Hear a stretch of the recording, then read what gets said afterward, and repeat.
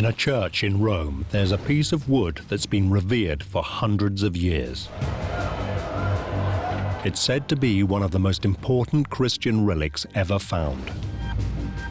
Those who believe in it say it's a piece of the true cross, the cross Christ was crucified on.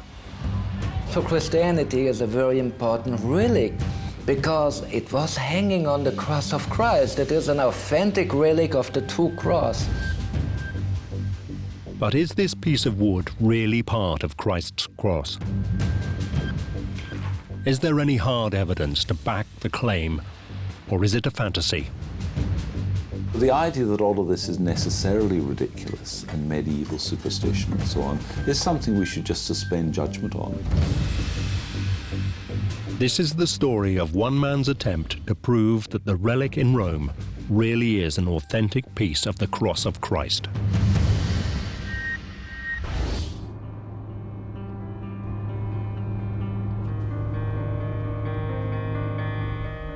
Michael Hesseman is a historian.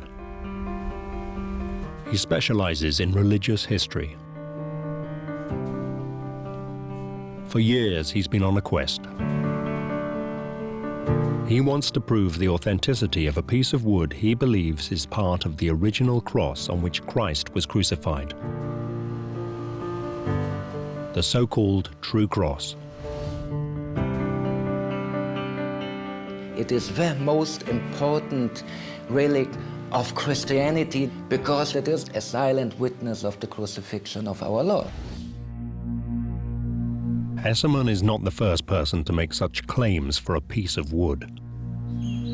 For hundreds of years, adventurers have brought back what they claim are samples of the true cross. There are dozens of fragments of wood purporting to be from Christ's crucifixion.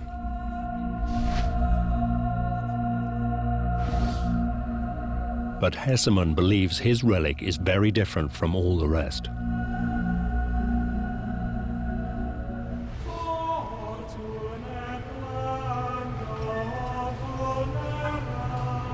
The relic is housed in a church in Rome known as Santa Croce, or the Church of the Holy Cross.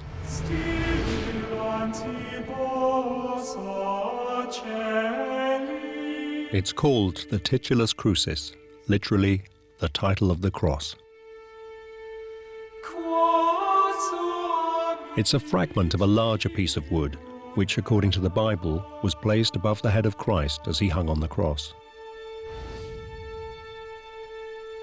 On it are written the words, Jesus of Nazareth, in Hebrew, Greek, and Latin. Some of the exact words recorded in the Bible. The Gospel, according to St. John, tells us about the title of the cross, and I quote, "And Pilate wrote a title and put it on the cross, and the writing was, Jesus of Nazareth, the King of the Jews." No one questions such plaques were placed above the heads of those crucified. So if Christ died on the cross, he almost certainly would have had one too. We know from Roman contemporary sources, Roman historians, but indeed, in most cases, the name of a person sentenced to death and the reason for this penalty were mentioned. And in the case of Christ, it was a very plausible inscription, Jesus of Nazareth, which was the name under which he was known. And the crime was to claim to be the King of the Jews. For Hesseman, it's this inscription on the relic in Santa Croce that makes it so special. It's the only fragment of wood, he believes, with a credible link to the original cross of Christ. When I saw it the very first time in the Basilica di Santa Croce in Rome, I was fascinated by the possibility that we do have an authentic, important relic going back towards the events in 30 AD, the sentence of Pontius Pilate, the crucifixion of Christ. If he's right, it's a potential superstar among Christian relics. If the title is authentic, we have the only surviving relic of the most important court case in history, the case of Jesus of Nazareth, and the potential to be the oldest written record mentioning the name of Jesus Christ. 15 years ago, Hesemann set out to prove its authenticity. Was there any evidence the fragment of wood he could see in Rome had come from the Holy Land? And if there was, how had it travelled 1,500 miles from the Middle East? The quest for answers would take Hesemann on a long and confusing journey.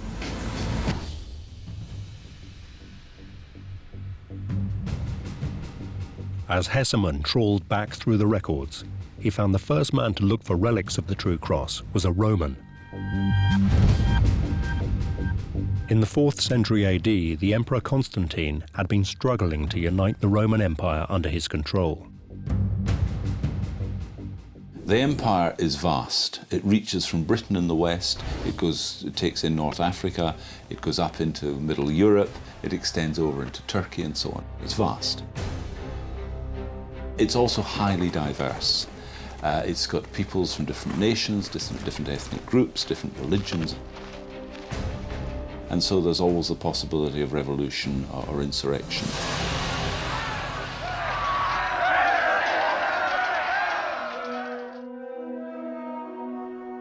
What Constantine needed was a unifying belief system that would pull the empire together. He had found it in the new religion of Christianity.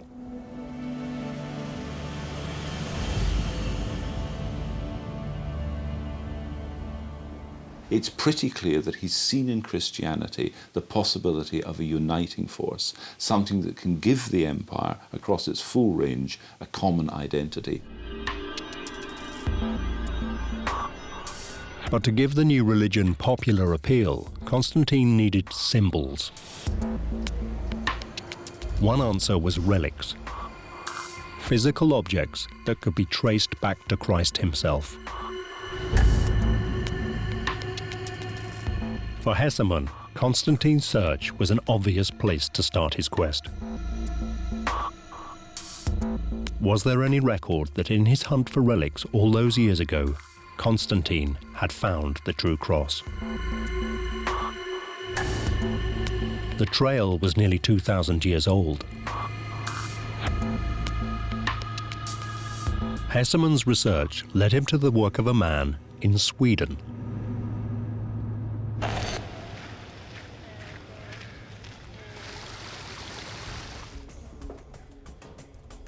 Stephen Borghammar is Professor of Biblical Studies at the University of Lund in southern Sweden.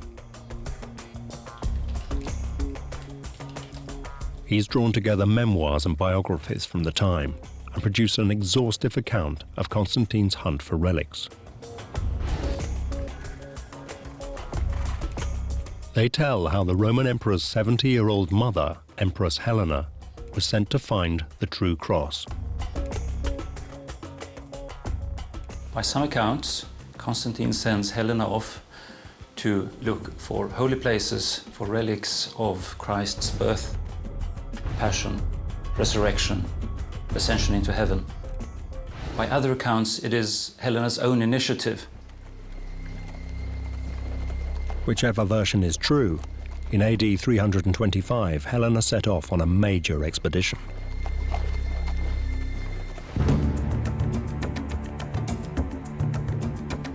Borghammar's work enabled Hesemann to trace the journey in some detail.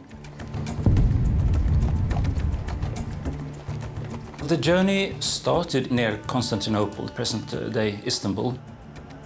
And if they had taken the land route, they would have gone basically from north to south in present-day Turkey, passing through the Taurus Mountains. And then they would have gone along the coast, basically down to Caesarea, and then by some route up to Jerusalem.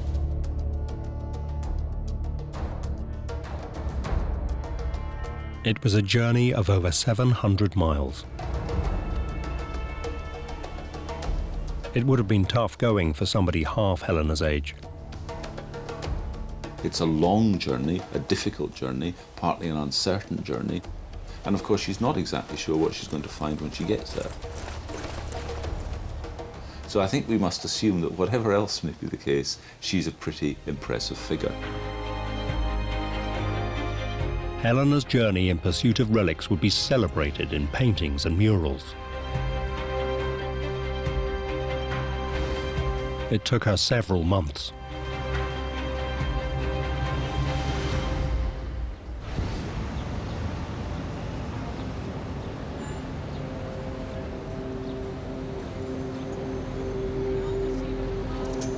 Helena finally arrived in Jerusalem. Here, one of the first places she looked for was the site of Christ's crucifixion. She asks around. She asks the Christians. She asks some Jews. She asks some Romans. She asks whoever she can. What do we know about this? What's the narrative? Where was the Lord crucified?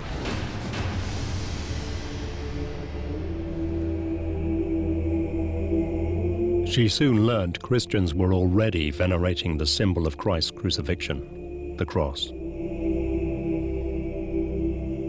From early Christianity onwards, we find traces of the veneration of the cross. We find crosses inscribed on Christian ossuaries in Jerusalem. We found indications where the cross was a sacred symbol of Christianity from the very beginning. But were there any physical remains of the original true cross? According to popular legend, Helena soon found a man who appeared to know where fragments were buried. But he wouldn't tell. So Helena, in the fashion of the day, ordered him tortured.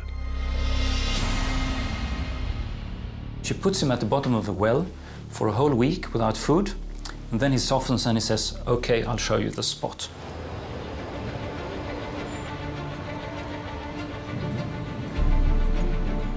He took her to what was believed to be the site of the crucifixion.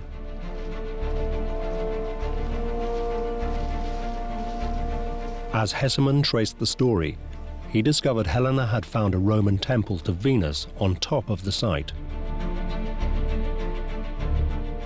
Helena gives the instruction that the existing Roman temple is to be demolished and that excavations are to begin in search of the site of Christ's crucifixion.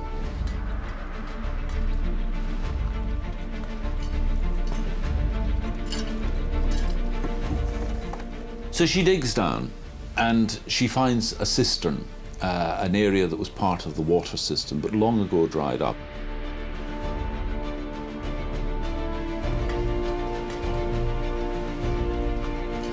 And she finds the remains of 3 crosses.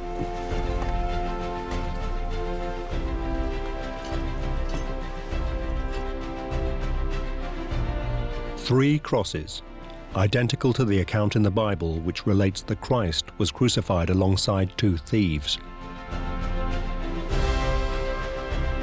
For Helena, it must have been a big moment, but also a puzzling one.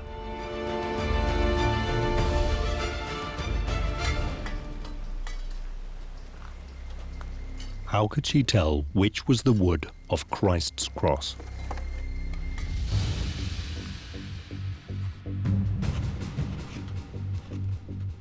Digging through records, Hesseman found the answer in an account written at the time. It came from a man known as Ambrose of Milan. Ambrose of Milan was one of the most highly regarded bishops in the Christian world, in the Mediterranean world, in his lifetime. Ambrose records that Helena had found among the pieces of wood a vital clue.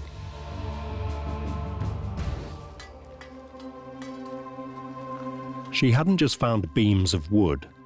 Attached to one cross was the titulus crucis, the piece of wood said to have hung above Christ's head. The account in Ambrose is fairly detailed, telling the whole story of Helena finding the cross and mentioning also that the titulus was found together with it.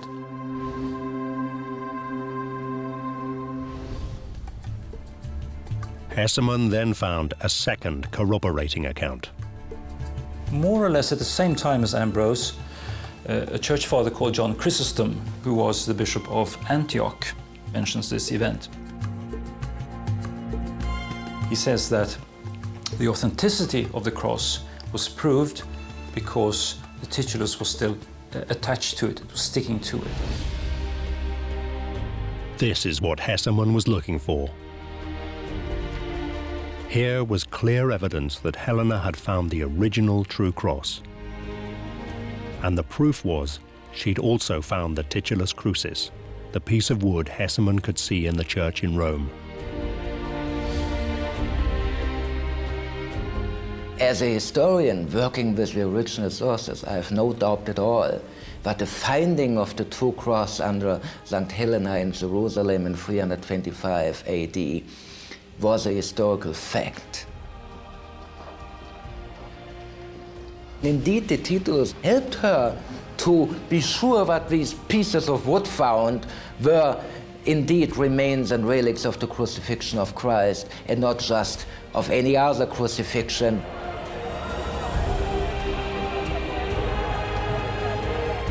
But is any of this story really true? Had Helena even been to Jerusalem? One piece of proof was a very solid celebration of her achievement.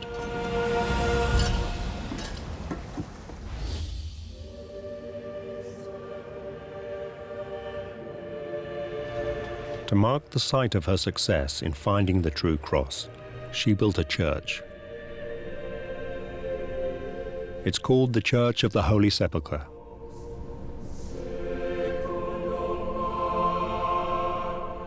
Today, it's one of Jerusalem's most visited and important holy places. Hesseman had traced the first link in his hunt to prove the authenticity of the titulus crucis. He'd found strong evidence for its discovery. The next task was to find the link between Helena's discovery and the fragment of wood in Rome, over 1,000 miles away.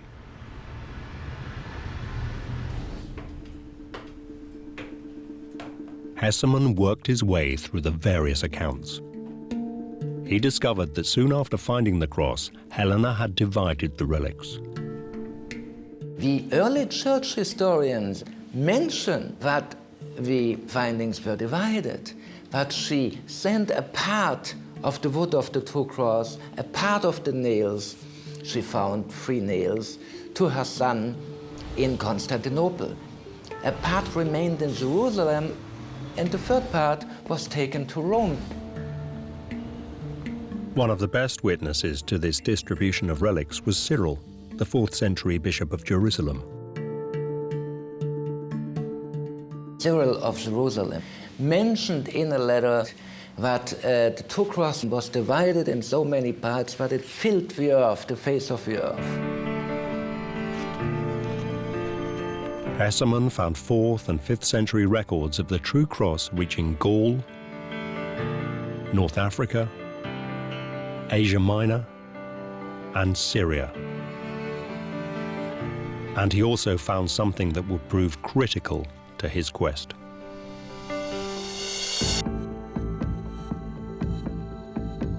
Helena had not just divided up the wood of the cross. She'd also cut up the titulus crucis itself, simply chopped it into several pieces. Exactly how many bits remains uncertain. But there's a good account of what became of at least one piece in Jerusalem. Some 60 years after Helena's triumph, it was seen by a Spanish pilgrim. She was called Egeria. She tells how on one particular day there was a celebratory event in which a box was produced.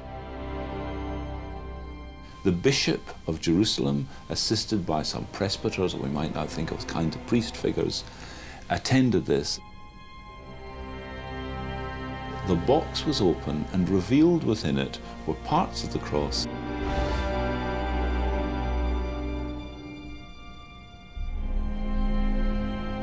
and the titulus itself.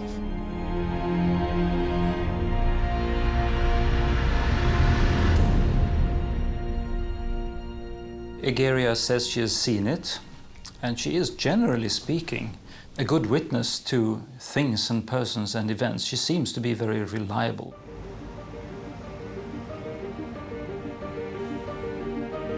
Here was further proof the true cross had been found and had survived. But Hesemann also found something else.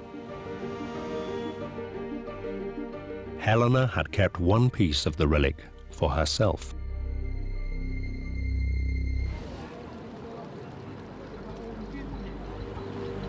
Hesemann now made another crucial link in the story. In Rome, he found accounts that suggested Helena had brought some of the relics home with her. When St. Helena returned to Rome, she brought 3 relics, a large fragment of the two cross, half of the titulus crucis, and one of the nails found. It seems Helena never intended these relics for public display. They were destined for her private palace.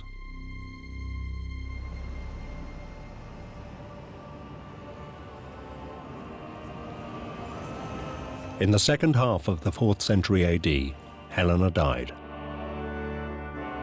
Her sarcophagus is in St. Peter's in Rome. It's decorated with highlights from her life. She was canonized and is often depicted with a cross. Hesemann had completed the next link in his quest. He had traced the titulus from Jerusalem to Rome. But at this point, the trail gets murky. What had become of the relic after Helena's death?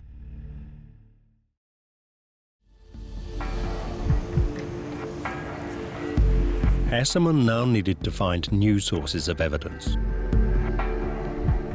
He turned to church records in Rome. Here he found that Helena had donated her relics, including the titulus crucis, to the Pope, Sylvester I. When St. Helena died, she passed on in her testament her palace with everything which was in it, including her private chapel and the relics. Several years after her death, the Pope built a new church on top of her palace. He called it the Church of Santa Croce, or the Holy Cross. If you go to Rome, you can still see the walls of the Roman palace incorporated into the basilica. But as Hesemann searched further, the records were tantalizingly vague. There seemed to be no mention of the relics themselves. Then the story became even more confused.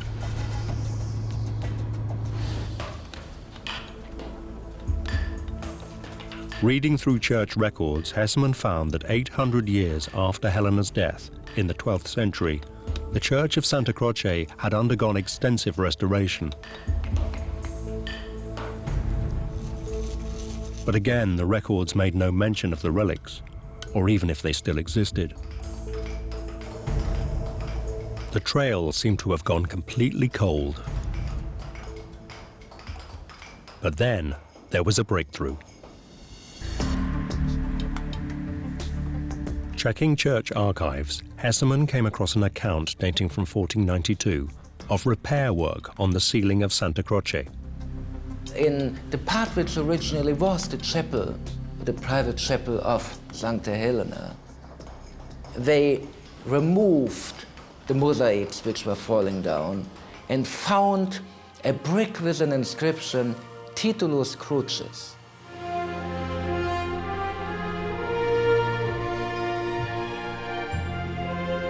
Of course, they removed this brick, and behind they found a box.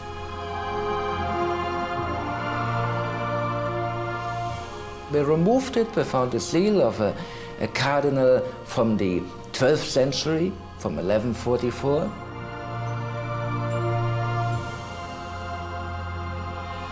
And they broke the seal. They opened it and they found the piece of wood with the inscription in 3 languages, Jesus of Nazareth. The fragment of the Titulus Crucis, the fragment of the inscription of the cross. It was an extraordinary discovery.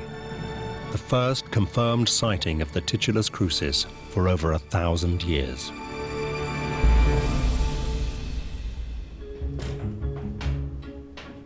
Hesseman now put together what must have happened.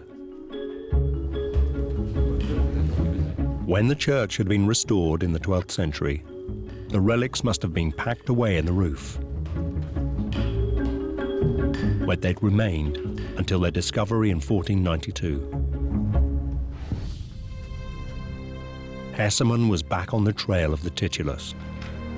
Or was he? The discovery raised another question. If it was genuine, why would one of the most important Christian relics of all time remain hidden in the roof of a chapel?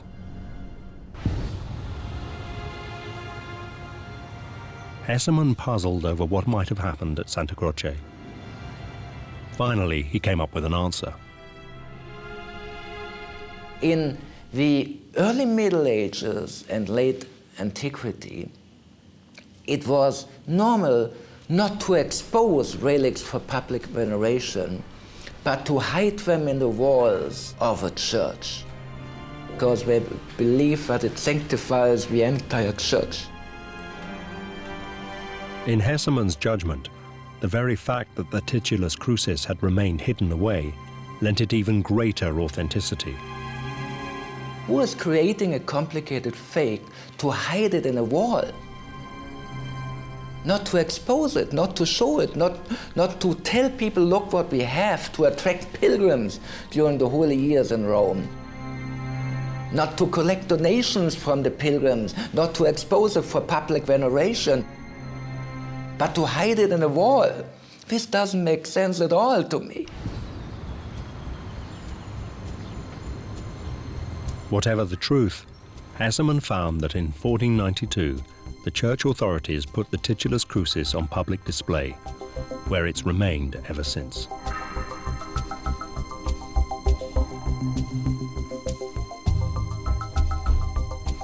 Hesseman had successfully linked the Titulus Crucis in Rome back to the Holy Land. Yet some links in the story were still uncertain. In particular, the link between the Titulus arriving in Rome and its discovery by workmen in the 15th century was weak.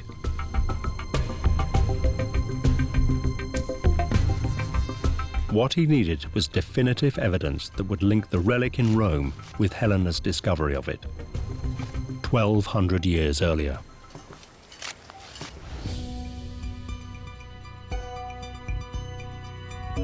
Hesseman now embarked on a close scrutiny of the fragment of the Titulus itself. The Titulus Crucis is a piece of brown nutwood, 25 by 14 centimeters in size, 700 grams in weight. And it is obviously the right-hand corner of something bigger, because we have a high degree of decay on the top on the right and the lower side, but a very clear cut on the left. That cut was crucial. It matched exactly the account of Helena cutting up the Titulus Crucis. Hesseman then looked at the text. It was written, like Hebrew, from right to left. This suggested it might well have been inscribed by a native of Jerusalem. It has 3 lines of inscription in Hebrew, in Greek, and in Latin, all giving the same information, Yeshu Hanozri, I.Nazarenus, I.Nazarenus, the name of Jesus of Nazareth. The colouring was also typical of the Roman era in Palestine.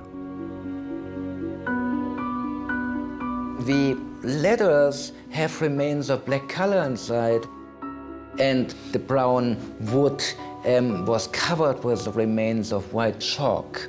So obviously it was originally black and white. And this is typical for Roman wood tablets in general. They make the colorization so it's better readable. But it was the words on the titulus crucis that particularly attracted Hesemon's attention.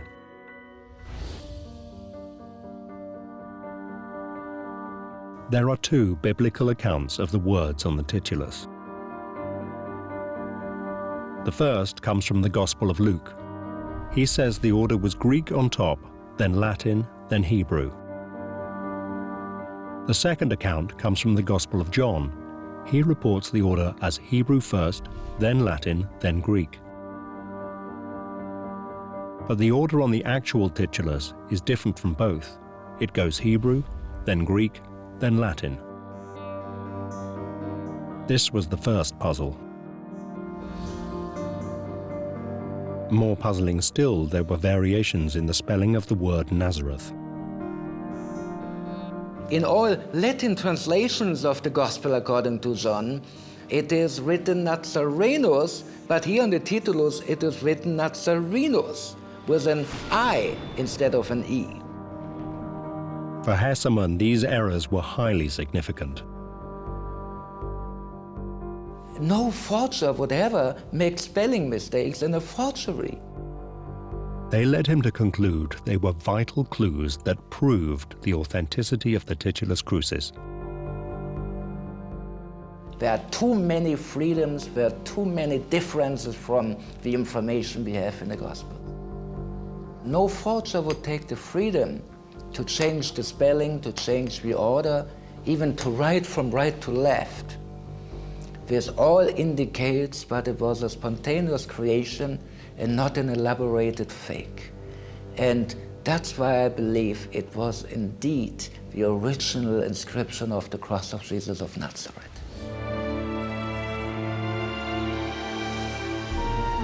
In other words, for Hesemon, the very fact that the writing on the titulus was different from the version in the Gospels proved it was authentic. A forger would never make such basic mistakes. But that left one final question. Could an inscribed piece of wood really have survived nearly 2,000 years?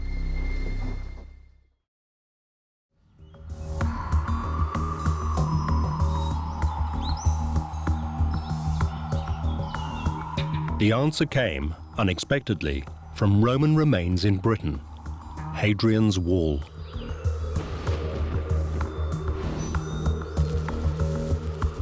In 1973, archaeologists digging at the Roman fort of Vindolanda found nearly 2,000 handwritten tablets made of slivers of wood.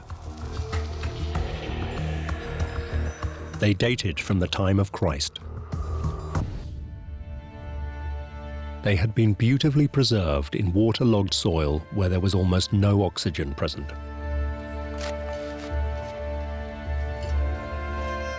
Oxygen encourages decay.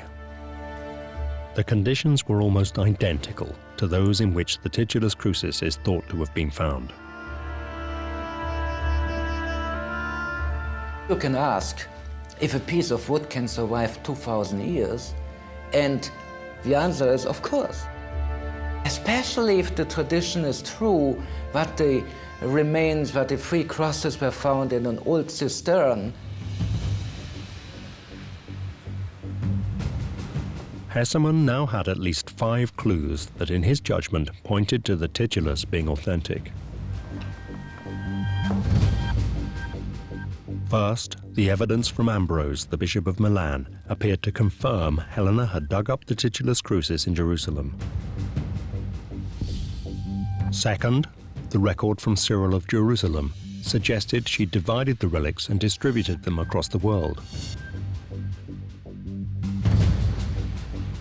Third, the fact that it had been hidden during the Middle Ages suggested it was the real thing. Why hide a fake? 4. Variations between the wording on the actual titulus and the accounts in the Gospels again pointed to its authenticity. No forger would risk such blatant errors. And now, finally, evidence from Hadrian's Wall suggested a wooden tablet with writing on it could, under the right conditions, survive 2,000 years. For Hesemann, the evidence was now overwhelming. The titulus in Rome was authentic. He had found a relic of the true cross. Hesemann took his findings to the highest authority. I found it a relevant discovery for the Christian faith, and that's why I presented it to Pope John Paul II.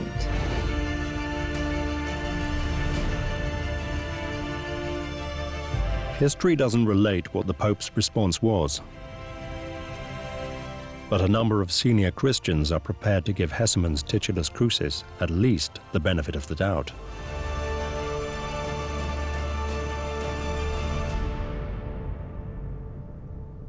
If we ask ourselves the question, what relics might have survived from the crucifixion, it's in fact highly likely that among those would have been this title that was put upon the cross.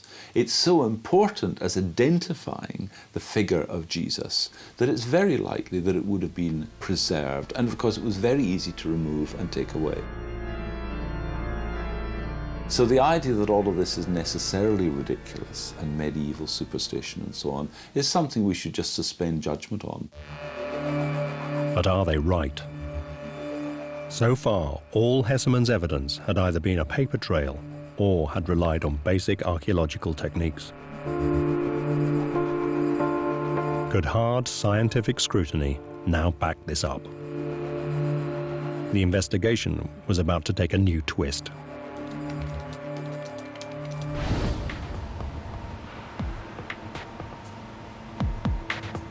In 2002, a laboratory at the University of Rome conducted radiocarbon dating tests on the titulus crucis. If it was authentic, it should date from around 30 AD. They took 6 samples from the back of the titulus crucis. You do a level of pre-treatment that should get rid of any contaminant carbon from the sample. After this decontamination, the tiny pieces of wood were analysed for their radiocarbon-14 content to discover their age.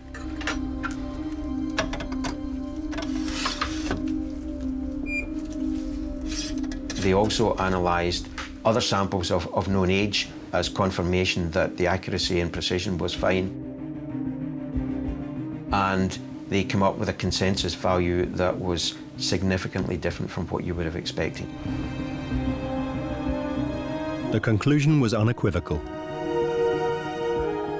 When the radiocarbon age was calibrated, it gave a calendar age range of 890 to 1150 AD, and that's with 95.4% probability.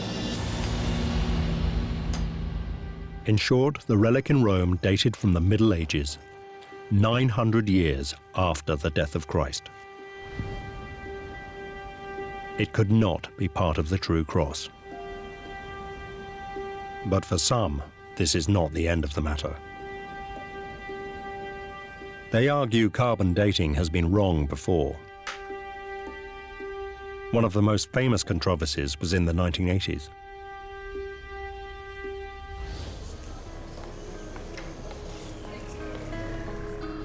In 1988, samples of the Turin shroud were tested for their age. The shroud is a piece of fabric bearing an apparently 3D image of a Christ-like human face. Legend says the cloth was placed over the face of Jesus after his crucifixion and miraculously picked up his image. When samples of the shroud were sent to 3 different laboratories for radiocarbon dating, the results suggested it was a medieval fake. The results were comparable between the 3 laboratories and gave an age range of 1260 to 1390 AD with a 95.4% probability that the true age lies within that span. Now that's not to say that the other 5% is way out of that span. Yet a number of people, few of them scientists, have challenged the finding. They believe there were fundamental problems with the sample. It was contaminated. The shroud has a vast history. People have gotten their fingers all over it. Artists have copied it. There's been paint dropped on it. It's been in countless numbers of chapels and so on, with all that atmosphere there. It's been through a fire, at least one we know of, and doused with water. The fire was so hot that it melted the metal casket that the shroud was in. So all of these are tremendous contaminants. They argue that problems like these have discredited carbon-14 testing, certainly in the case of the shroud. Carbon-14 is certainly valid and a good procedure along with other procedures, but it certainly also can be wrong, as in this case, in my opinion. It was botched. Most scientists dispute this challenge.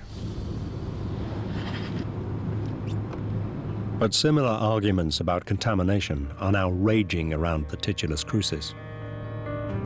For Hessemann, the carbon dating results are simply not credible. When I learned about the result of the carbon dating, claiming to be a forgery from the Middle Ages, it was clear for me that it has to be wrong. We know that carbon dating is only reliable in 75% of the cases, but there's a 25% margin of factors which cannot be controlled, factors of contamination and conditions we do not know.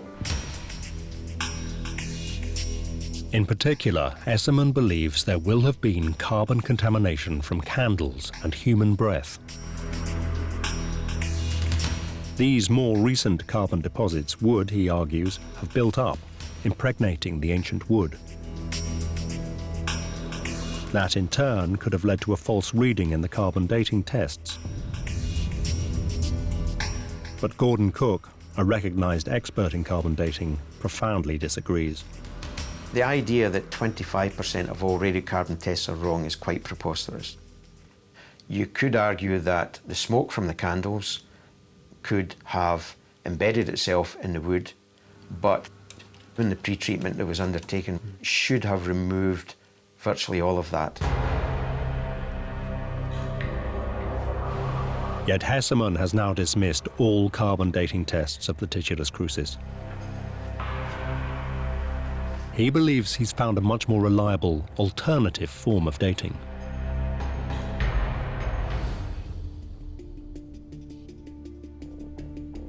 It's a method that draws on changing styles of handwriting. It's called comparative paleography. This method is accepted in history because people changed the way of writing during the ages. If you have a letter written by your granny during World War II, the handwriting is different from the handwriting of people today.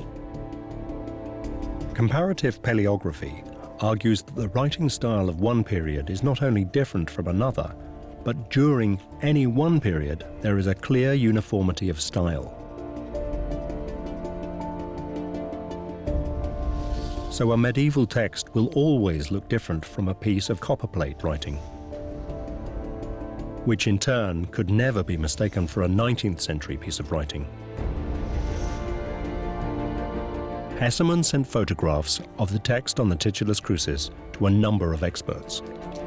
I presented copies of the Titulus Crucis to 7 experts on comparative paleography of 3 different universities in Israel.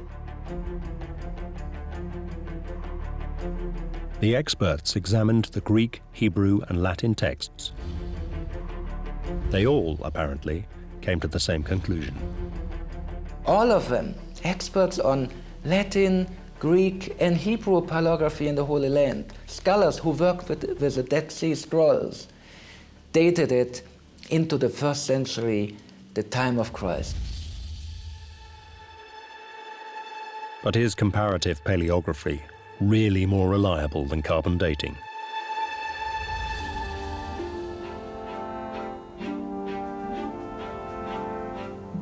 For over 60 years, scientists have used carbon-14 tests to date ancient artifacts, from Egyptian pyramids to medieval church relics. It has consistently proved reliable. Radiocarbon dating has a scientific basis. We can calculate an age on an object.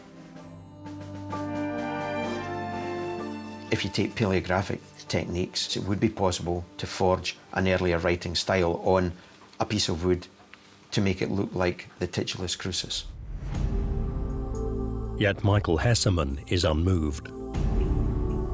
We have not a single case where comparative paleography is wrong, where people in the Middle Ages prove that they were able to write like people wrote 1,000 years before. If I, as a historian, have the choice between 2 methods, comparative paleography and carbon dating, I trust comparative paleography.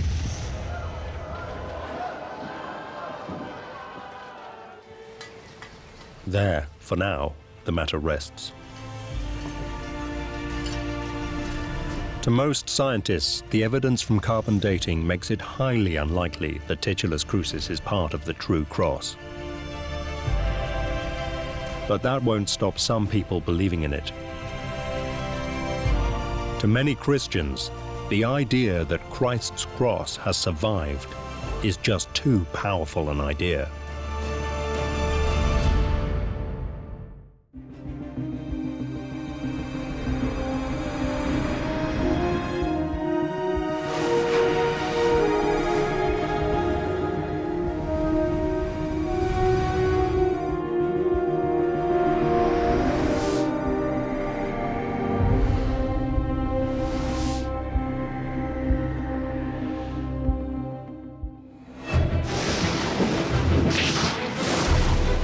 It's one of the greatest stories ever told, a delight for generations of schoolchildren. But could Noah and the Ark actually be true?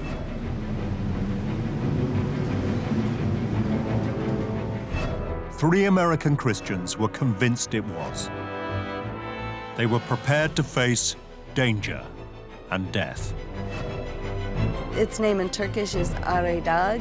It's the mountain of pain. People have been killed over the years. We had one man that was shot. He was cut, literally cut from head to toe from all the rocks. But it was worth all that pain. These men were on a quest for far more than personal glory. They were willing to risk their lives because they believed all the events in the Bible actually took place. Finding Noah's Ark would be the ultimate proof.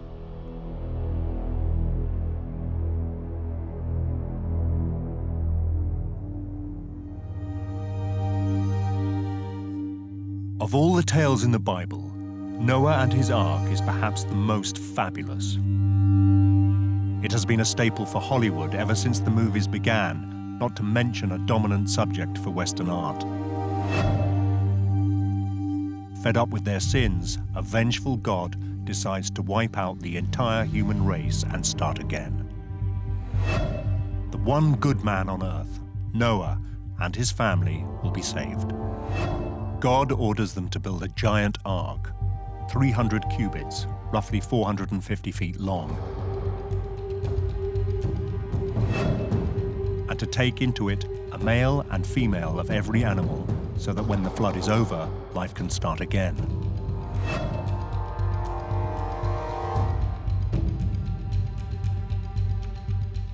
But is this all just a story, or could it possibly be true?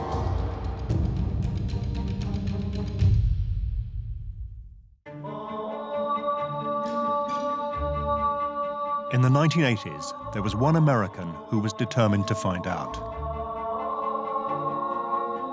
Even if it meant searching for an ancient boat on a massive mountain in bandit country where the locals worshipped a very different god. But then this explorer was used to hostile environments. Liftoff. We have liftoff at 9:34 landing some daylight time. Colonel James Irwin was one of the pioneers of space travel. Oh boy, it's beautiful out here. Boy, it's a nice little crater in it. In 1971, he was the lunar module pilot of Apollo 15 and became only the 8th person to walk on the surface of the moon. Look at that. I think we found what we came for. Crystal and rock, huh? Yes, sir. You better believe it. He spent 3 days there, moonwalking and collecting samples, including the Genesis rock. Joe, this crater is a gold mine. And there might be diamonds in the next one. To the untrained eye, it looked like just another rock. But its large crystals showed it to be a section of primal lunar crust, formed during the earliest history of the solar system. It was a key to many mysteries. It stands as a major clue in unraveling the formative processes of the moon, the Earth, and the planet. That rock made Jim Irwin famous. It was named after the Book of Genesis, the first part of the Bible which tells the story of the creation of the world. According to the Bible, this happened some 6,000 years ago, but when scientists actually examined the rock, they announced it was a lot older, some several billion years. But what the public didn't know was that something else took place to Colonel Irwin on the moon, which was far more profound, at least for him. Contact. Bam. Roger, roger, Falcon. What drove him these last 20 years of his life was the experience on the moon. He would have problems on the moon, like the lunar rover wouldn't work. The lunar rover was the vehicle that had been developed especially to cope with the precarious conditions on the moon's surface. But it developed a major problem. The steering wouldn't work. I don't have any front steering, Joe. Like the rear steering, Dave. Yeah. The mission was in jeopardy. They had come all that way for nothing. Okay, we're moving forward, Joe. Roger. This was an all-wheel drive, and not all the wheels were working, and they worked on it and couldn't figure it out. Nobody at Mission Control, 250,000 miles away in Houston, Texas, had any idea what to do.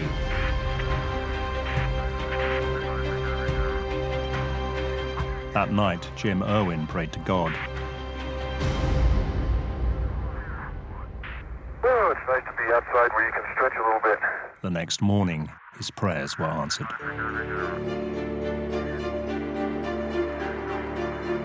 August 1st, Scott and Irwin prepared for their second day on the moon. And as Scott checked the inoperative forward steering of the rover, you know what I bet you did last night, Joe? You let some of those Marshall guys come up here and fix it, didn't you? It works, Dave? Yes, sir. It's working, my friend. Beautiful. It worked fine. They didn't do anything. They just started, and he says there was instances throughout the flight where he just felt God's hand was so present. Oh, look at the mountains today, Jim, when they're all sunlit. Isn't that beautiful? It really is. By golly, that's just super. Dave, I'm reminded of a favorite biblical passage from Psalm. I look unto the hills, from whence cometh my help. And he kept looking over his shoulder because he just felt somebody else was there. And he later said it had to be God. And it really impacted his life, and it changed his whole perspective. And so when he came back from the moon, he dedicated the rest of his life to spreading the message of who God was. Jim Irwin was now a man with a new mission. He retired from space travel and set up his high flight ministry. He wanted people to become committed to the Bible, to believe, like him, that every phrase was directly inspired by God, that every word of it was true. Jim Irwin became a creationist. Thank you all. It's so good to be able to brag on our God, isn't it? He's higher than any other. Hallelujah. The word said he inhabits our praises. Give him praise right now. Let him have it where you are right now in your life. Scientists have criticized the views of creationists for decades. Give him praise this morning. But that hasn't stopped their churches being full every Sunday.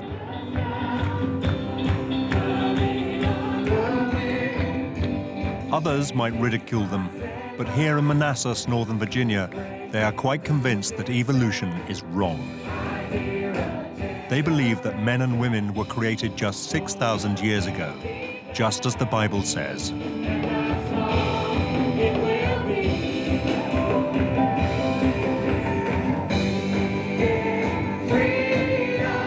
And what better way to prove it than to find the ship of Noah? It would transform not only our understanding of the origin of species, it would even be clear evidence for the existence of God.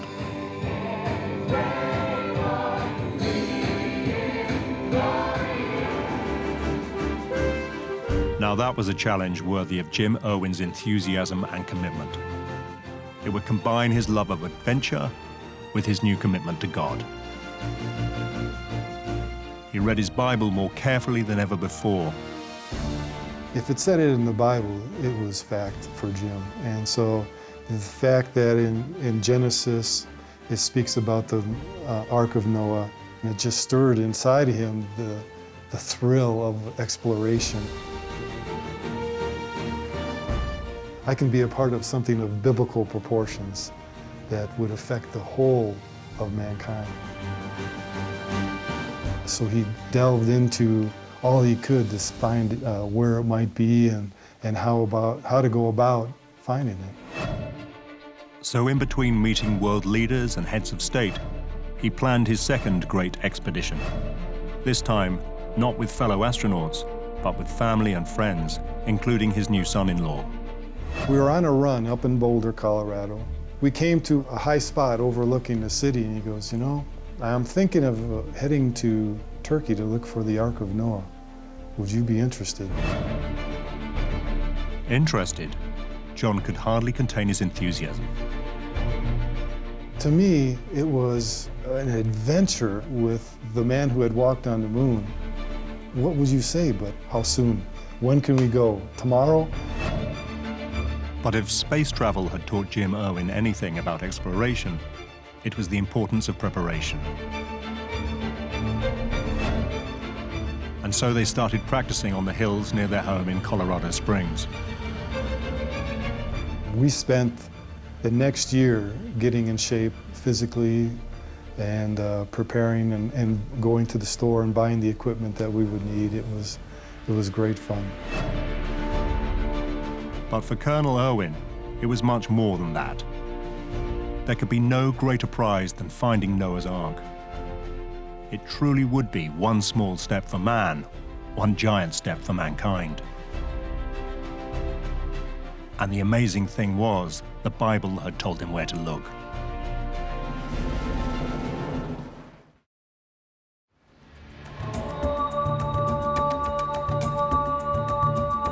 The book of Genesis was quite clear.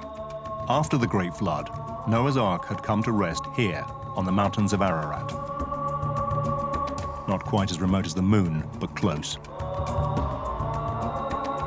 On this volcanic rock, it can be 32 degrees in the summer, minus 20 in the winter. The top is permanently covered in snow and ice. It's a hard mountain to climb. It has a 45-degree angle, though we go zigzag back and forth like a mountain goat. It's still hard on your heart and your endurance. Climbers suffer frostbitten toes and fingers. 2 died of hypothermia in 2006.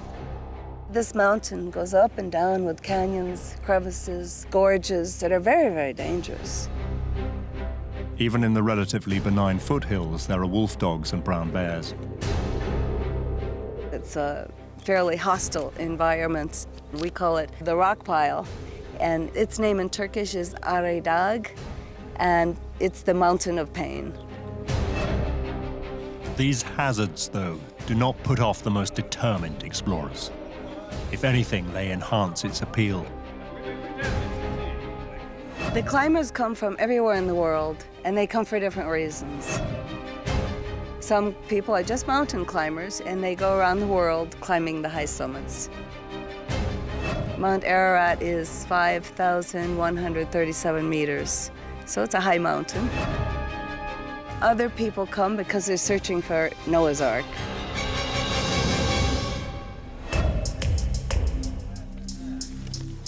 But few were as serious and committed as Jim Irwin. He needed to be. His task was huge. The mountain isn't just 25 miles wide. It is spread out over some 380 square miles. The Ark could be anywhere. Fortunately, there were some clues. People had been there before. 2,000 years ago, the Jewish historian Josephus described how local farmers would show remains of the Ark to those who are curious to see them. The 7th century Spanish saint Isidore of Seville claimed that on Mount Ararat, wood remains are to be seen even to this day. And the 14th century Venetian traveller Marco Polo passed by Ararat, calling it the Mountain of Noah's Ark. And if these reports were old and vague, there was more recent evidence. In the 1950s, the French Christian explorer Fernand Navarra spotted some timbers jutting out of a precipice. He managed to extract one and bring it down from the mountain despite suffering severe altitude sickness. But when the timber was tested, the results were inconclusive. Some tests put it at the time the Bible says the Great Flood happened, but carbon dating indicated it was much younger, probably from the 6th century AD. Still, Navarra was just one of some 200 people in the last 2 centuries who claimed to have seen the remains of the Ark. Many were local farmers who would graze their animals on the mountain in the summer months. Most of these sightings were of an Ark-like object situated between 13,000 and 16,000 feet on the north of the mountain. So this is where Jim Irwin chose to look.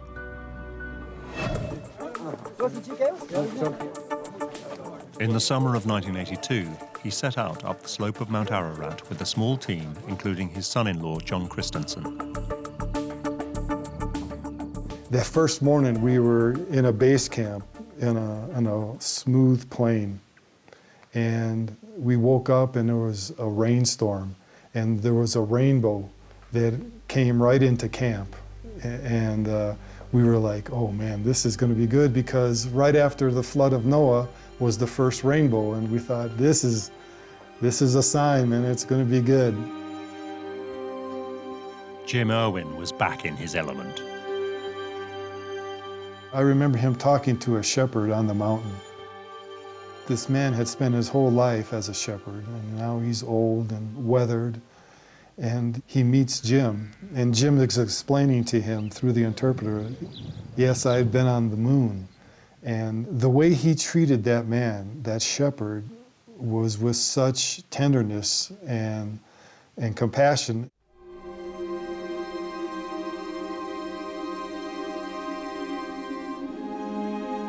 Over the next few days, hope started to fade.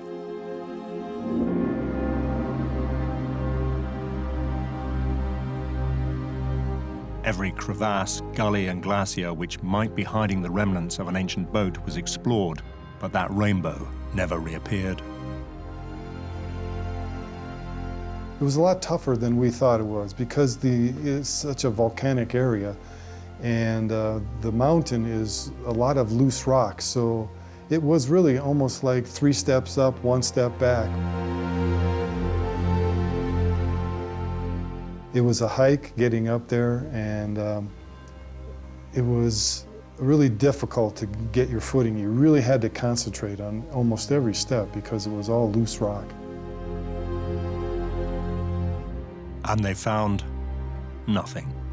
No shape of a hidden ark, no beam of wood, not even a plank of petrified timber.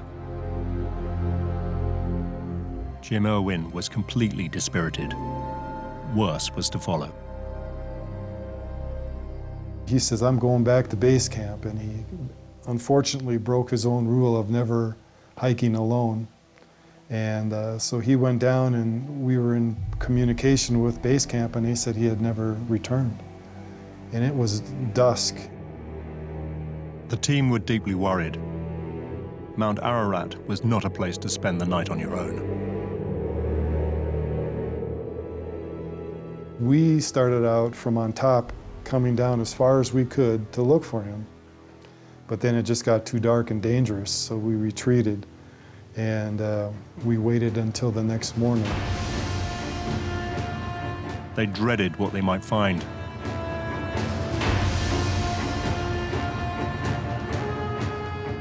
And at first light, we found him down at the end of a rock field. He was unrecognizable because he had been covered with blood and hit by rocks from a rock slide. He was cut from head to toe from all the rocks. There was no medical equipment on hand. Nobody was quite sure what to do.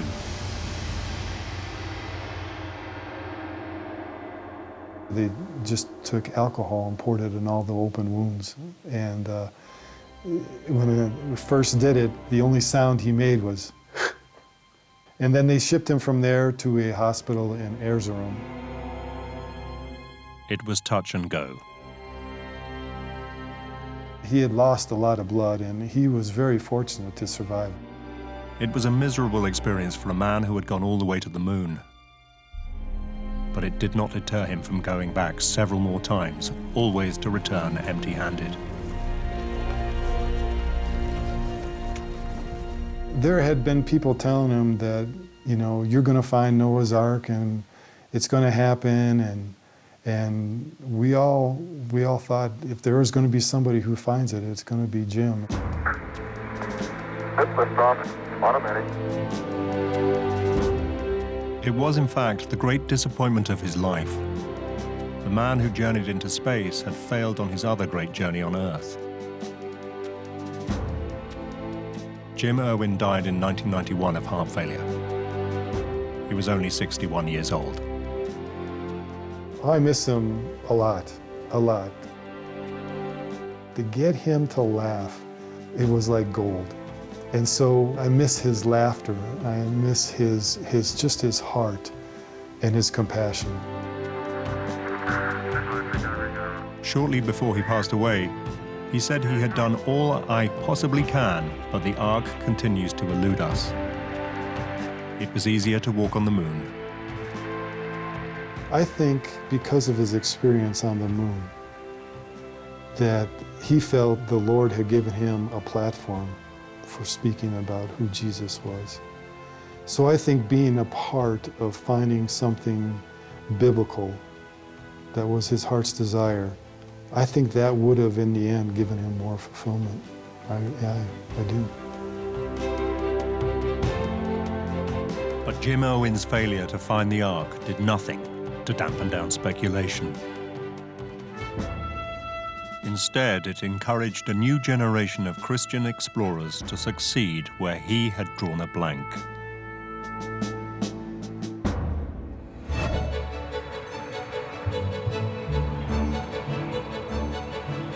Deep in suburban America, searching for the Ark became fashionable, the kind of adventure any young creationist might aspire to.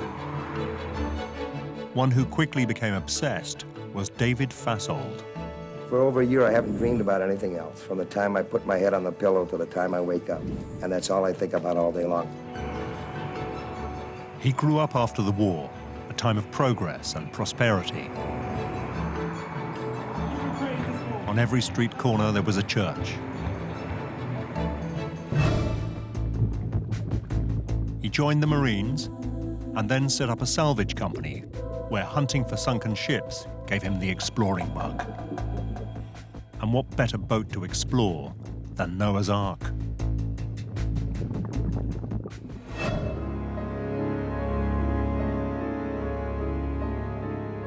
Fasold knew the story by heart.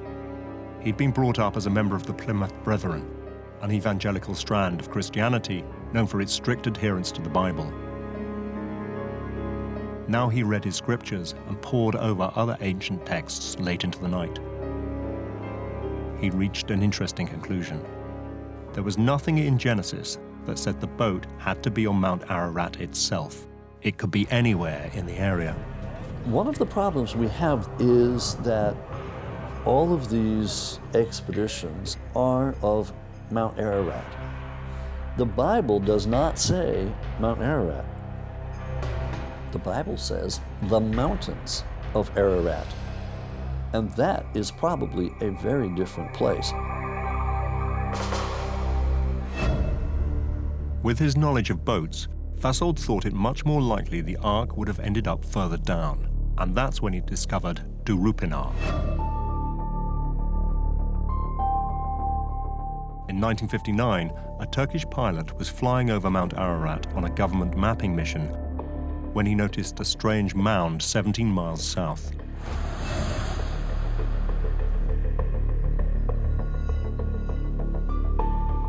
It was shaped like a boat, and its dimensions were similar to the description of the Ark in the Bible. Its height was exactly the same.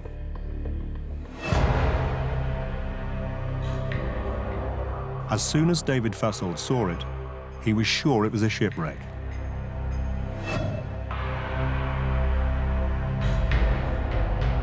And he was convinced he would be the person to prove it. But there was one thing he had not taken into account. Mount Ararat has always been a lawless part of the world. A buffer between Turkey, Armenia, and Iran. Most of the people who live here are Kurds. They resent being part of Turkey. By citizenship, they are Turkish, and their ID says they're Turkish, but they are Kurdish by their heritage and their cultural identity. They speak a different language, actually, here. So Durupinar, the nearest town to Mount Ararat, and the base for any expedition to find the Ark, is a strange and uneasy place. It is full of Iranian smugglers, Turkish police, and Kurdish rebels who are terrorists to some, freedom fighters to others. In 1984, the Kurdistan Workers' Party, the PKK, began a military campaign which would claim over 40,000 lives. The landscape may look like biblical times, but it's racked by present-day problems. The Turkish government has turned the entire eastern province, NATO's first line of defense, into a vast armed camp under martial law. Exotic it is, but it's also tense.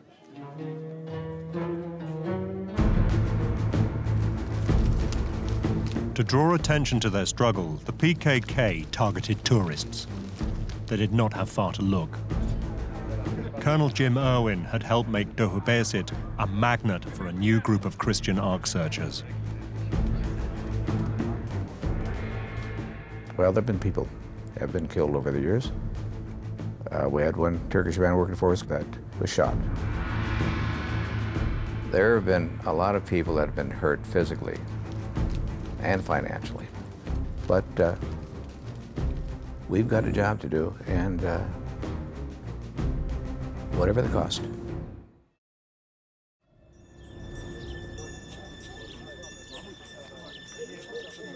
It was into this cauldron that David Fasold wandered, an innocent abroad. He knew little about Kurdistan. Few Americans did. Apart, that is, from one man who was already making a name for himself. Ron Wyatt, an ex-nurse from Kalamazoo, Michigan, had reinvented himself as a Christian explorer. He seemed to know everyone in town. Ron talked about the Garden of God and the things that he's searching for. He wanted to search and find everything out there. Wyatt had long been convinced that the place to look for the Ark was not Mount Ararat itself, but on the mound of Durupinar. It shows that the vessel came right through here. David Fasold had found a kindred soul. And he had something that Ron Wyatt hadn't, an engineer's mind. They teamed up and decided to do the kind of exhaustive exploration that would finally win over the skeptics. Have you ever seen anything like this? Look at the grain in this thing. It almost looks like wood. Fasold took the lead. Any boat of the time, he argued, would have needed iron rivets to hold it together and stay afloat. So all you needed to prove that the remnants of the Ark were buried underneath was to scan the earth for iron. All right, now I'm going to skip this one. This would show, at the very least, that there was an ancient boat there. And what boat could it be but the Ark? With cameras watching and an impressive-looking machine that some said was a molecular frequency generator, but others claimed it was just a glorified metal detector, Fasold started searching. Soon he got a result.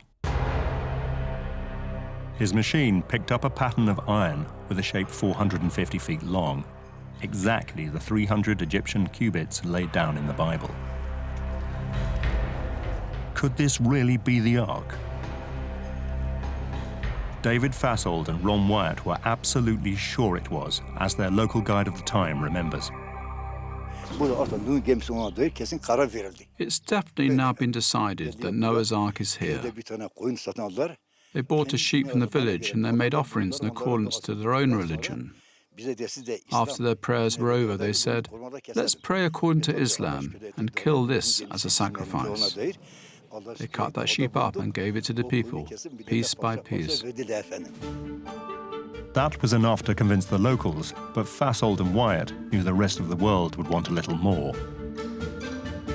In a village field at the bottom of Mount Ararat, they had discovered several anchor stones, which they now argued would have stabilized the Ark in rough seas, as had been predicted in holy texts.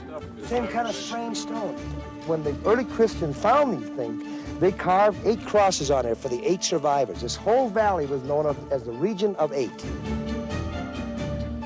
This was a clear sign, they said, that previous generations had regarded them as sacred. According to the Bible, there were 8 people on the Ark. Was this too much of a coincidence? It was certainly good enough for the Turks, who saw a marketing opportunity. They proclaimed Durupinar a national park and opened a visitors center.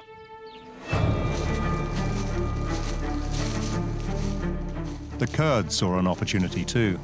The PKK kidnapped Wyatt and 4 other members of the team. They were held for 3 weeks. Ron Wyatt came home 20 pounds lighter and walking with a slight limp, but in otherwise good health despite being held hostage for 3 weeks. When they were released unharmed, it was a major news event. They couldn't speak our language, but we got the message right quick. They made us put our hands up, and then they took us off up through the hills. Wyatt says he and his companions were lined up for execution. They would have killed us. Wyatt appeared in good health and good spirits, and he says he's convinced now more than ever he has discovered Noah's Ark. Christian America treated them as heroes.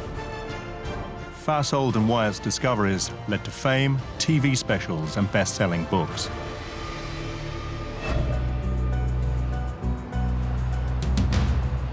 But while Wyatt enjoyed his celebrity by waltzing around the biblical world, Fasold stayed on in Durupinar, determined to make a full exploration.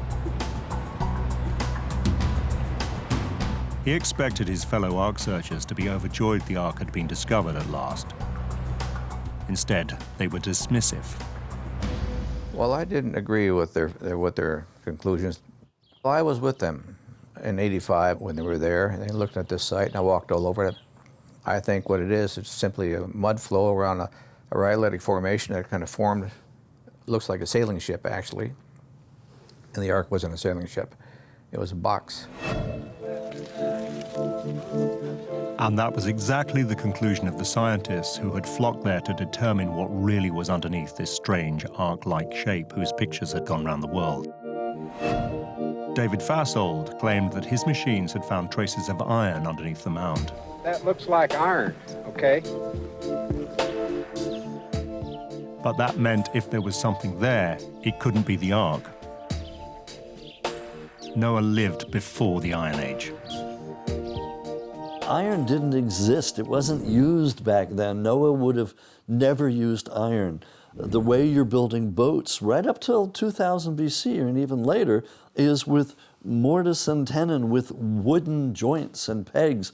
You're not going to find iron. And so, indeed, most of Ron Wyatt's and David Fassel's claims have been repudiated. This ark turned out to be an entirely natural formation, only noticed because it was near to Mount Ararat. Even the anchor stones were not unusual, but found all over this ancient land. And those 8 crosses weren't Christian, but pagan.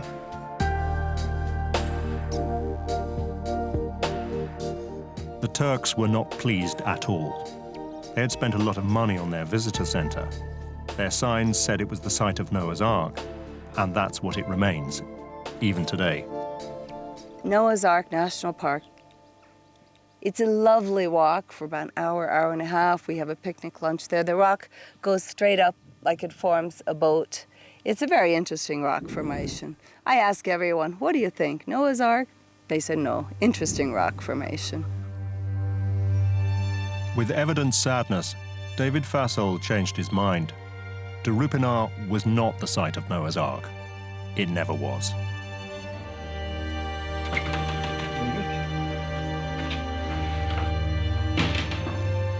For many years, he had believed it was much more. And when his belief faltered, he never really recovered. He died a few years later at the age of 59 of cancer, possibly brought about by those long days in the Turkish sun. Even more than Jim Irwin, the search for Noah's Ark had taken its toll. When he died, he was penniless. He'd spent all his money looking for the ancient boat.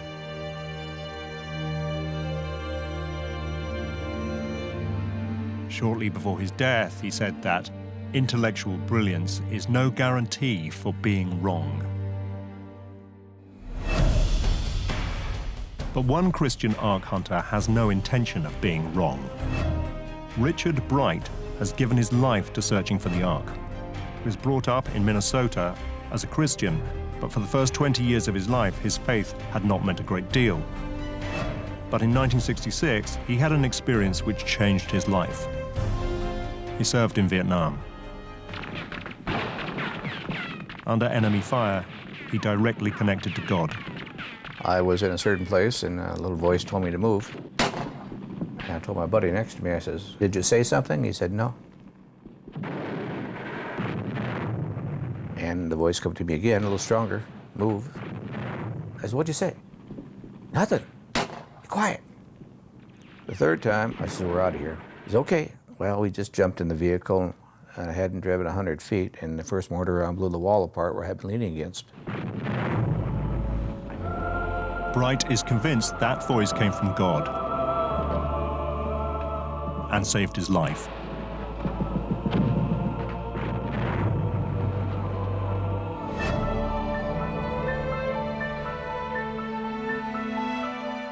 In the 1980s, he met another person whose life had been changed by God, Jim Irwin.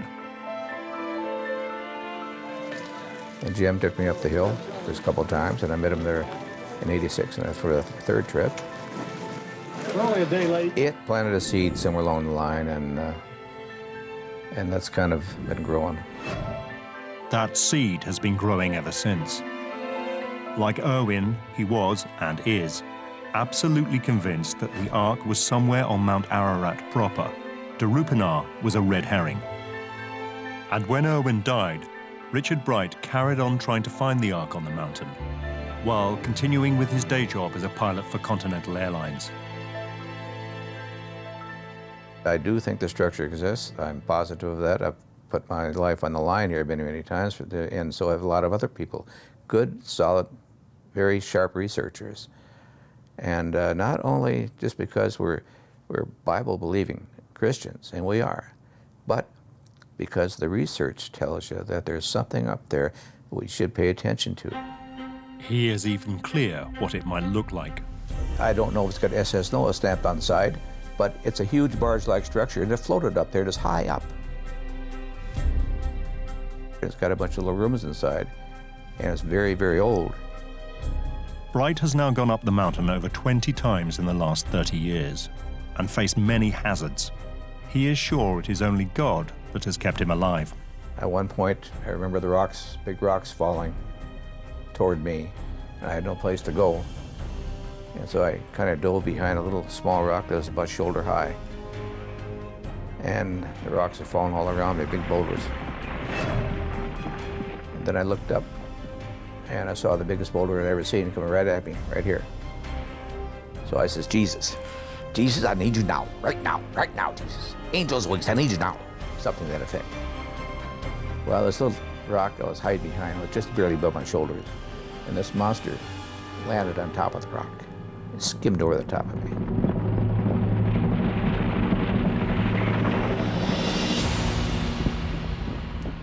Missed me by less than a foot. And had that rock not been there, I'd be big body parts all over the place. For other Ark explorers, that might have been enough. But Richard Bright just redoubled his efforts, chasing up every possible lead to where the Ark might be. It was no use. Every time he came down empty-handed.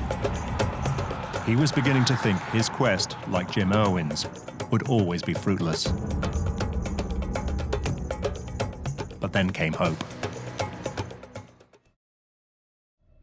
The American government released a photo taken by one of their spy planes, which had been kept secret for decades.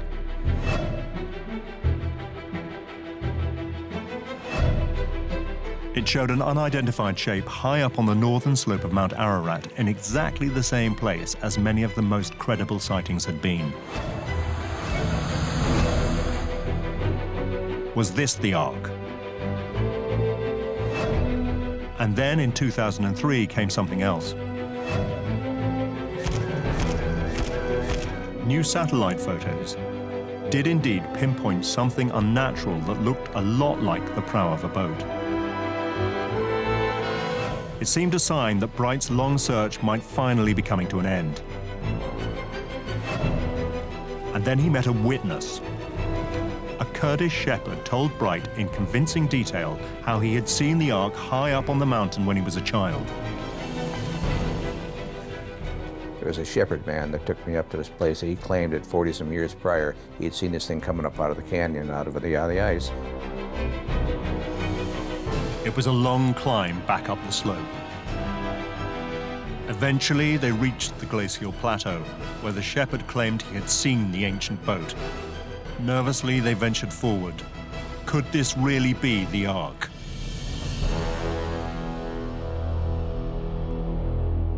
Their hearts sank when they realized the place where the Ark was said to be was now covered by a collection of boulders.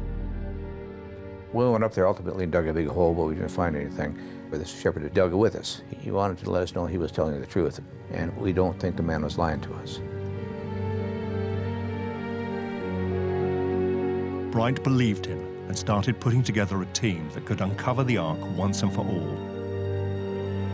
But he then realized he had a rival.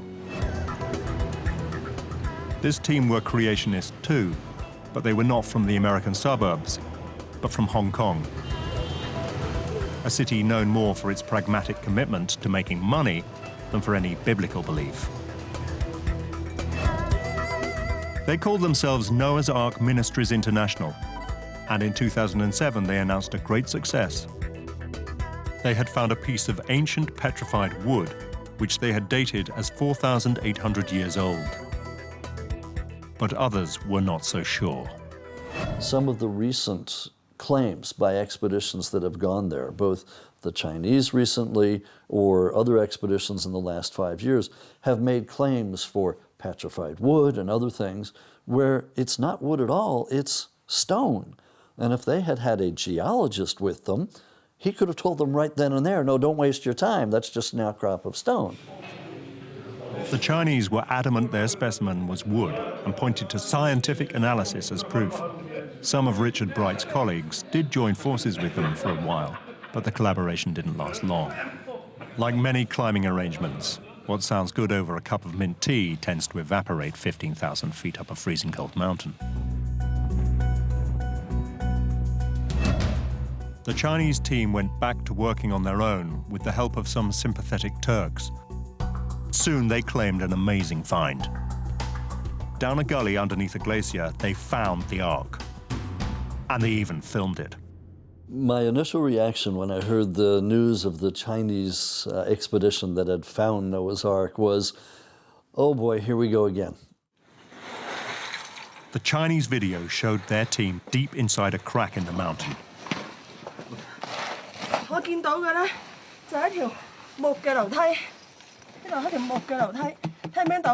Packed within ice walls was a wooden structure consistent in size with that described in the Bible. Jutting up from the cave floor was a wooden beam and a structure containing several wooden compartments.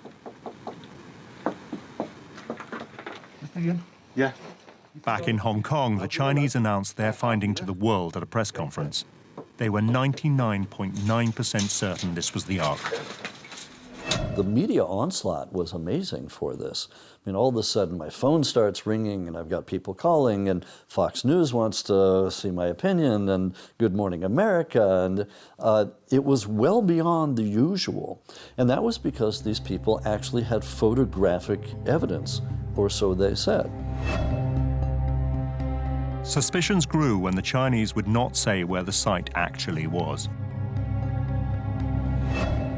So, making use of the close contacts she had with the families of the Kurdish guides who control the mountain, Amy Bean went to look for herself. They told everyone that it was a secret place to preserve the archaeological site. They wouldn't let anyone know. So at Camp 2, I just went up there and I filmed it. She found nothing, nor did anyone else. And skepticism about the Chinese discovery turned to disbelief. I would say 100% I do not believe it. It was too good to be true. That's the way I would phrase it. It was just too good to be true. We've never seen anything really published since. No scientific article, no backing up of the claims. And then there are fights between the people who took them up Mount Ararat and the ones who didn't. And it just expands. And all of a sudden, you're in this morass of a soap opera, which, you know, if you found Noah's Ark and it's real, it doesn't deserve that. The Chinese missionaries stand by their discovery and promise all will be revealed soon. If their find does turn out not to be Noah's Ark, it won't be the first time. Many of the Christians who have come to find the Ark in the past have had plenty of money. The Kurdish guides who help them look are poor. We're sitting in Topchana village, and the guide families live here. The men in the families have to support fairly large families, mother, father, sisters, wife, and children. Sometimes 5 or 10 people one guide is supporting. It's hard for them to turn down work. This is their livelihood. And the Ark searchers are coming and coming and coming. And they have money, money, money, 5,000, 10,000, 50,000. So it's such a temptation.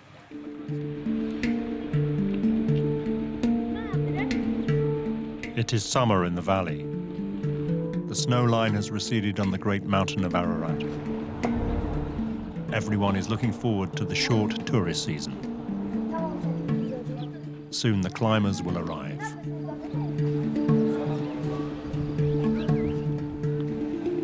The Chinese are coming back again, determined to show the world that they really have found the Ark.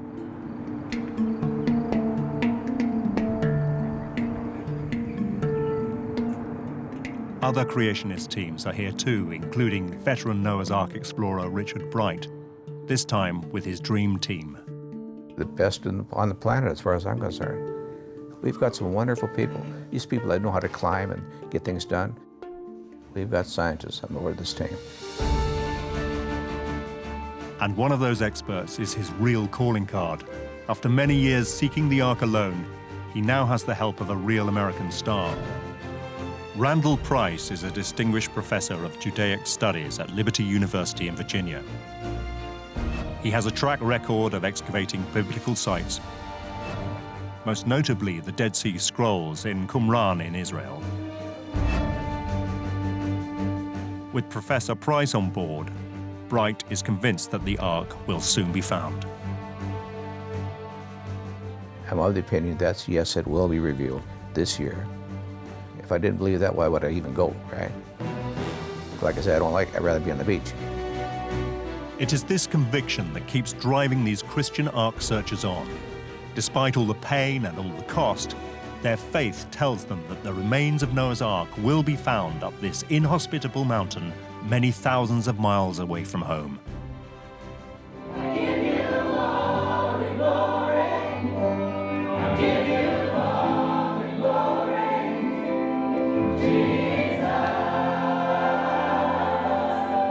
The religious sincerity of Ark searchers like Jim Irwin, David Fashold, and Richard Bright is not in doubt, even to those who do not share their beliefs. Richard Bright is truly searching for something he believes very deeply in. If there's something there, I believe he will find it. When I first met Richard, when he was still trying to convert me, he would always say, "Amy, please open your heart to Jesus. I'm trying to save you before it's too late." But I did say, "Richard, if you find Noah's Ark on that mountain, I'll be a believer." We don't care who finds it. We don't care what mountain it's on. We just want it found because we believe that it does, in fact, still exist. We're almost there. We're almost there.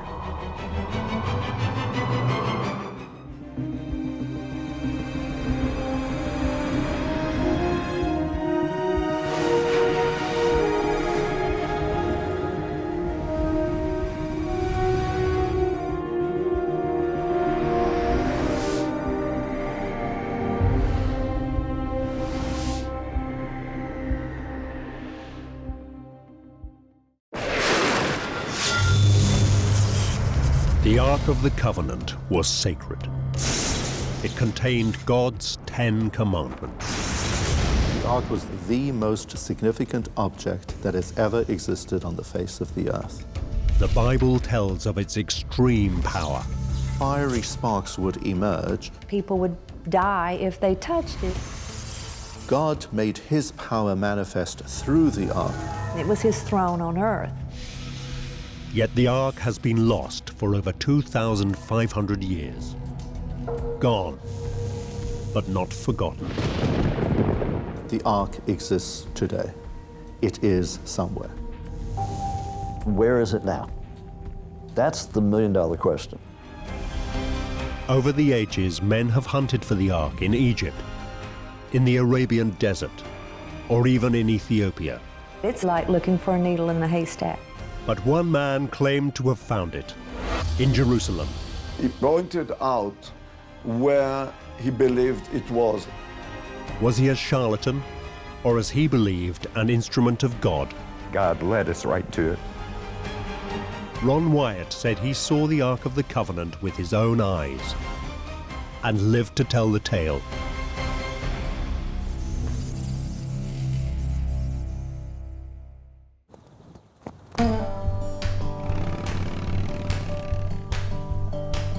Ron Wyatt was from Kentucky, a poor but God-fearing state in America's Bible Belt.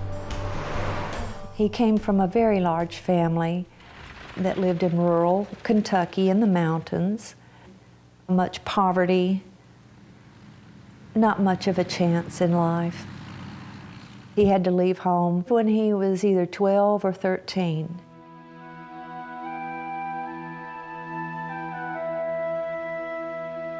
What Ron knew of the ancient Middle East came from reading the Bible.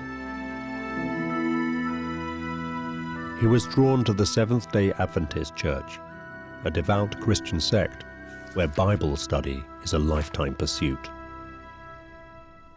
A habit he instilled in his own children, a daughter and 2 sons.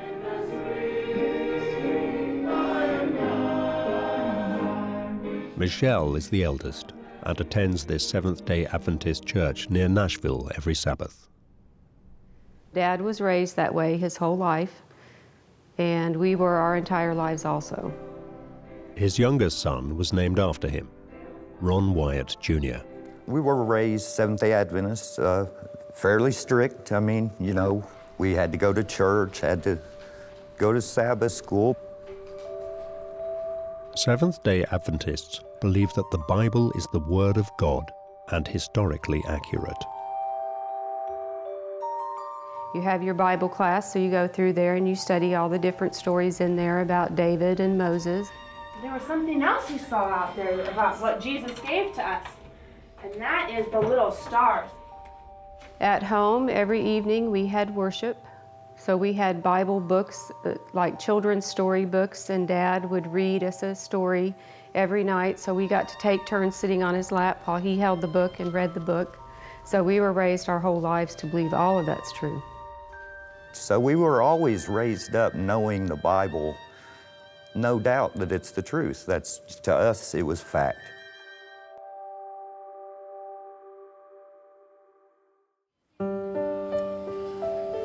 Ron Wyatt worked in a Tennessee hospital as a nurse anesthetist, but age 44, he made a life-changing decision to prove that the stories of the Bible are true.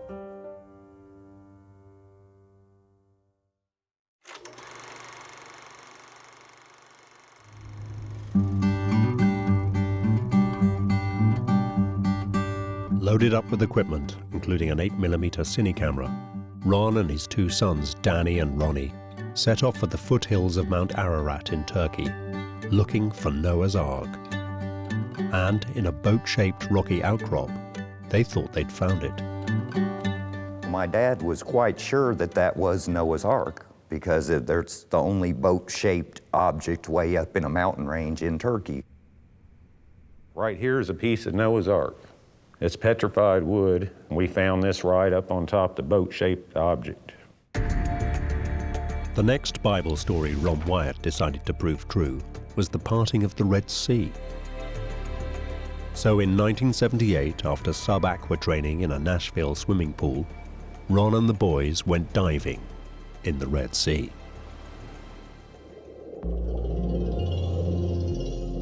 They were searching for Egyptian chariot parts to prove Pharaoh's army pursuing Moses and the Israelites had been swallowed up as the parted Red Sea collapsed. The Wyatts were inexperienced in both diving and archaeology, but as soon as they started searching, they found what they were looking for. Me and my brother saw a chariot wheel, and we saw the back of a chariot turned upside down. And I found a golden chariot wheel. My dad figured later may have been the Pharaoh's chariot.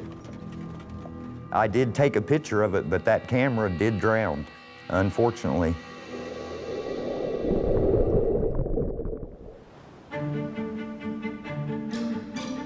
But Ron's apparently successful search in the Red Sea was suddenly interrupted. Ron had severe sunburn and was unable to continue. As he was convalescing, he went sightseeing in Jerusalem with Danny and Ronnie, when something very odd happened. Ron suddenly stopped walking. He raised his arm. His hand pointed to a derelict area. When he spoke, his voice sounded strange. There is Jeremiah's grotto, and the Ark of the Covenant is in there.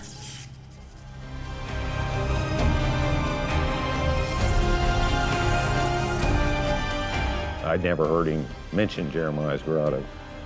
So that surprised him because he was saying, man, I don't know how I said that or why, but that came out of my mouth. Ron was convinced that God was speaking to him, guiding him to his greatest discovery of all. Ron really believed that God was leading him to look for the Ark of the Covenant. Ron had no idea then that the search for the greatest of all biblical treasures would soon come to dominate his life. But what was the Ark, and why was it so important? The Ark was the receptacle in which the most important items that ever existed in the world resided, namely the Ten Commandments.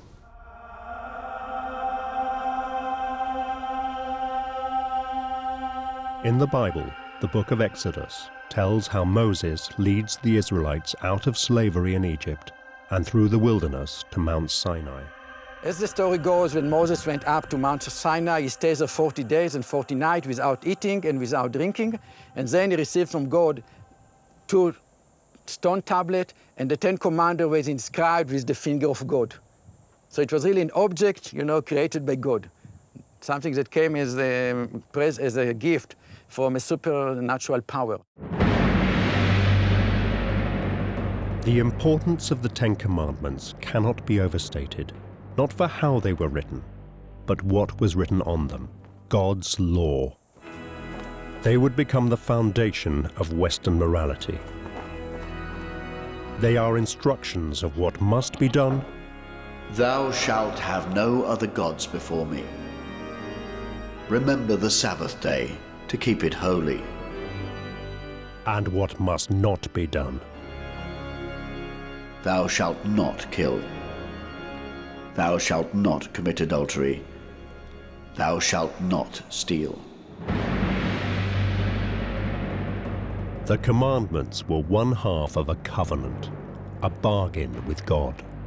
If the people kept his law, he would be their God and deliver them to the promised land. A covenant is a two-way agreement. Both sides have responsibility. So God took upon himself the responsibility to preserve the Jewish nation.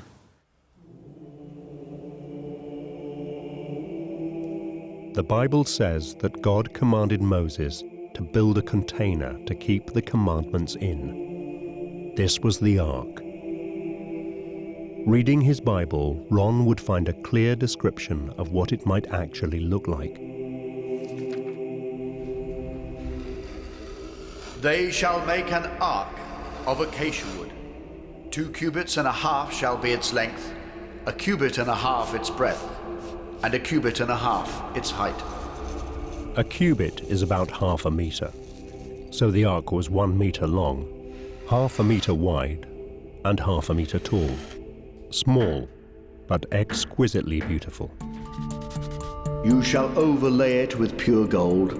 Inside and outside shall you overlay it, and you shall make on it a molding of gold around it. Most memorably, God's specification included on the lid of the ark 2 golden statuettes of winged celestial beings, cherubim.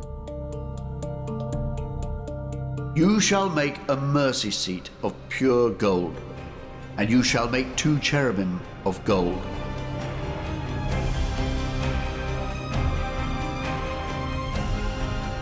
The Bible describes not just a beautiful, grand container for the 10 Commandments. It was so much more. The lid between the 2 golden cherubim was the seat of God himself. The cherubim were absolutely remarkable because the presence of God emerged from between the 2 cherubs.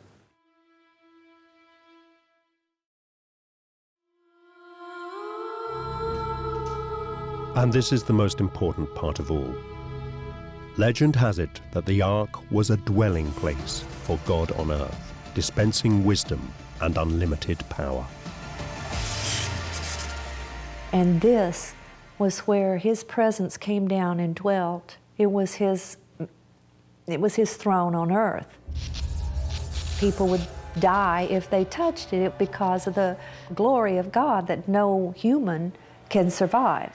As the ark was being carried towards Jerusalem, a man by the name of Uzzah wished to steady it, and because he touched the ark, he dropped down dead. The ark was described as being an object of immense power, and we get depictions such as in the Indiana Jones movie, where uncovering it unleashed this unspeakable power.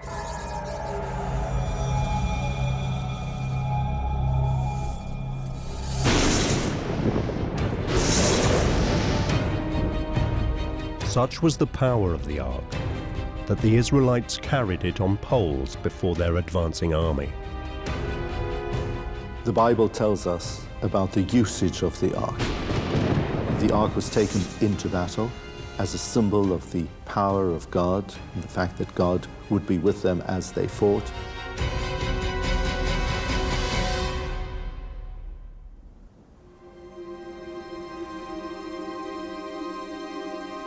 But it was not just a weapon. The Bible tells how the ark eased the Israelites' path to the Promised Land. We're told how the ark was carried through the waters of the River Jordan as the nation was entering into the Holy Land. And thanks to the presence of the ark, miraculously, the nation was able to walk on dry land.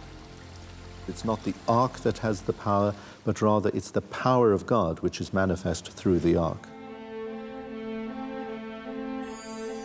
Around 3,000 years ago, the ark found a permanent home when King David at last settled the Israelites in Jerusalem.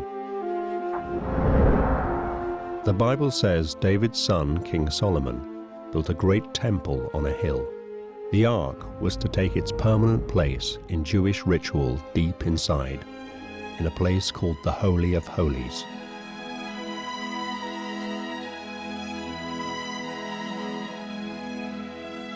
Once a year, on the holy day of Yom Kippurim, the Day of Atonement, the high priest would go into the Holy of Holies. That was the only day of the year in which he would enter into the holiest place on earth in order to pray alongside the ark.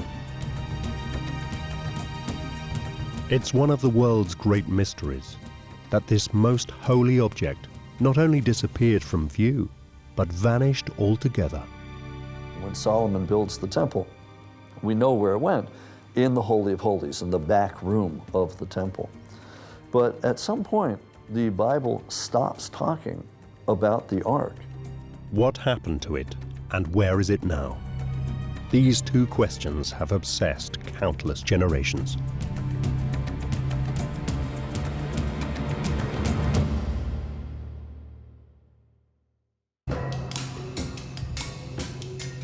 There have been many stories over the centuries about what happened to the ark. Adventurers have hunted as far afield as Egypt and Africa, yet it has never been found. The most popular theory is that the ark was lost in Jerusalem itself, in a cataclysmic invasion.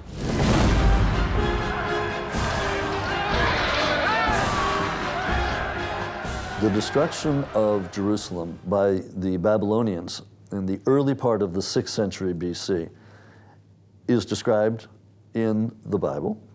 It's described in the records of the Babylonians and by archaeology. Ron Wyatt learned that after Jerusalem fell to the Babylonians in 586 BC, nothing more is heard of the ark. Did the Babylonians take it or destroy it?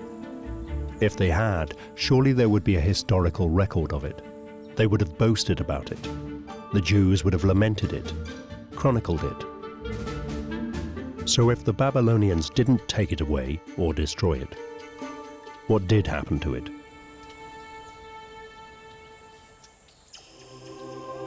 Ron decided the clue lay in his involuntary words.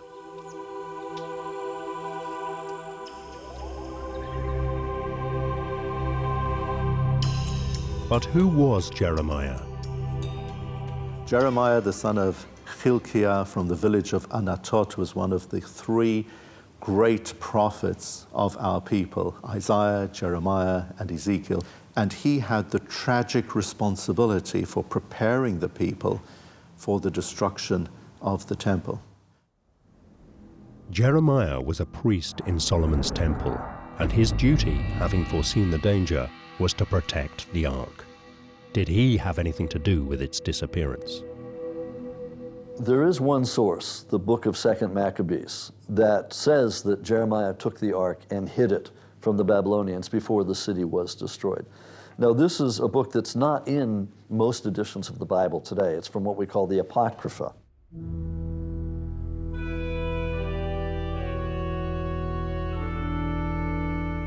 The prophet Jeremiah, being warned of God, commanded the tabernacle and the ark to go with him. He found a hollow cave wherein he laid the tabernacle and the ark and the altar of incense, and so stopped the door.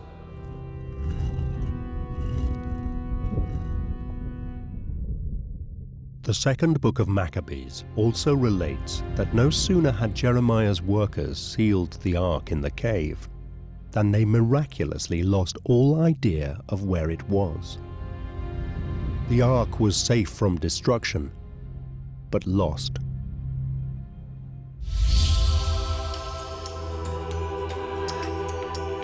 So when Ron voiced the words, "There's Jeremiah's grotto," was he actually indicating the location of the cave where the ark was hidden?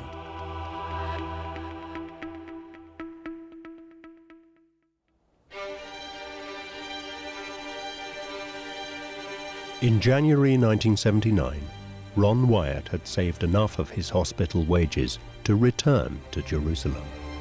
With his sons, Danny and Ronnie, he began his quest to unearth the Ark of the Covenant.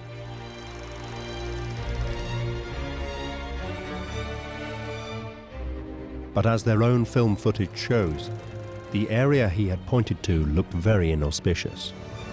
It was a rubbish dump. When we first started digging, there was a dead cat in there and trash. Me and my dad were the first two in there, and we were digging in a lot of dust. We're in real soft ash-like stuff. It's just real soft. Digging down, I got a big cave in on me, and it kind of got me up to about here. I couldn't hardly move, but my head was out. I could breathe, but it just kind of trapped me there, so they had to dig me out of that. Ron wasn't one to let a lack of training or experience hamper his quest for the Ark. We weren't shoring up the cave as we dug it at all. We weren't putting boards over our heads or shoring anything up. I'd never dug a hole like that before. We were lucky we didn't bury ourselves, probably. Yeah, not the smartest thing. There are things that could have collapsed on us at any time. It was very dangerous. Although the Wyatts were inexperienced, they were also lucky. No one was injured, but it seemed their luck had run out when they hit a serious problem. We were digging along the outside, and we broke into the mountain and cleared out a bunch of rock from in there and started digging inside the mountain. Now, their work stalled. Instead of finding Jeremiah's grotto and the Ark, they faced a wall of solid rock. Once you get past all the loose dirt, it became rock. And so we were literally busting rock, breaking through rock to get to where we were going. We had 3 or 4 buckets, and we kept filling them up and crawling out the tunnel. You couldn't stand up, so you were crawling on your hands and knees. My knees were bruised, very, very bruised and swollen from crawling in and out of there. But the Wyatts' biggest obstacle wasn't the injuries the rock caused them, but the time it added to the dig. Unlike the earlier discoveries, this archaeological quest was taking too long. Ron ran out of money, and he and his sons had to return home to the US. My dad would run out of money and come back home and work and save up, and then we would quit our job or our school and go right back. As soon as he had a ticket, I'm gone, Yeah, that was his life's mission, pretty much. He'd come back and work, make money, then go back. We'd quit anything to go do that, because it seemed real important.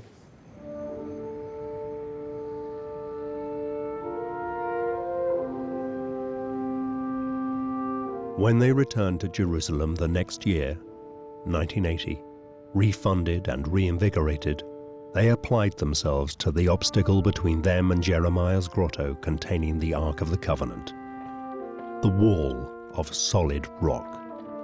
Dad prayed usually in the morning, help us, if we can find something. We were constantly praying throughout this on a daily basis, because we knew we were clueless. Once more, Ron seemed to experience a guiding hand.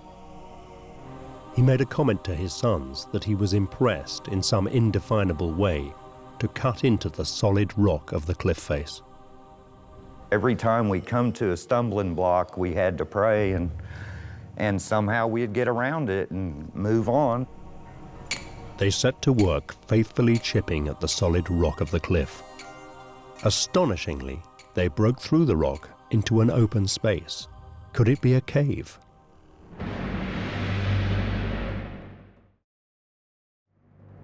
But the dig season for 1980 was ending, so Ron and his sons again had to go home to Tennessee and wait.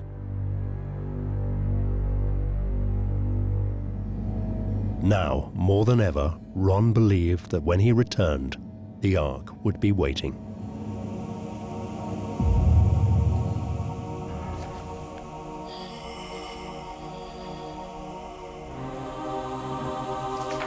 But could the Ark even have survived thousands of years buried in a cave? Even if he had discovered Jeremiah's grotto, Ron might find just a handful of dust. In the case of the Ark of the Covenant, it's been 3,000 years since it was made. Now, we know, for example, that in Egypt, in a very dry environment, that wood can survive. We've got wooden objects from Egypt in many different tombs. The Bible tells how God specified that the ark be made of acacia wood. Acacia is exceptionally hard and very dense. It'll last a long time.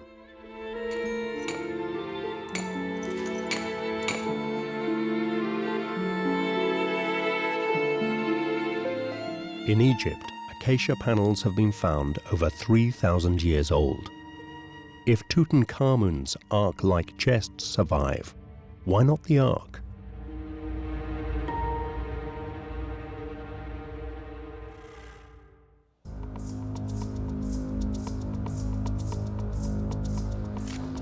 In January 1982, after 3 years of digging, Ron still prayed that he would discover the Ark, excavating in the place God had led him to.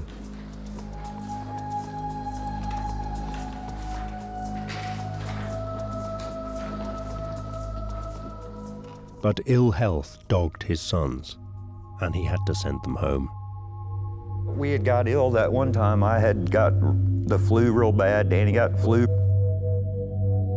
And Danny stayed, I think, for another couple weeks after that, and then he came home. Even without his sons to help him, Ron wouldn't give up. He believed so strongly in what he was supposed to do that nothing would stop him. No, he never gave up. He saw everything through. Even if he almost lost his life, he would regroup and go back again and try it again until he got to where he wanted to be. Yeah, he wasn't afraid.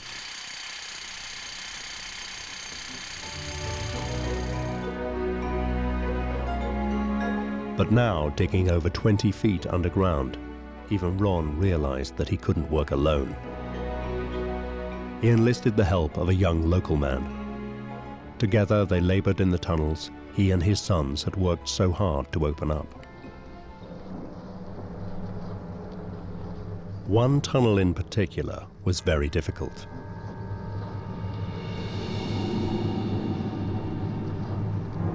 A narrow passageway leading through a chimney, a tight vertical shaft so small that Ron had to exhale to squeeze through. Inside the tunnel, Ron saw a very small opening in the rock wall. Only Ron's assistant was small enough to wriggle inside. Something about this space seemed to fill him with dread.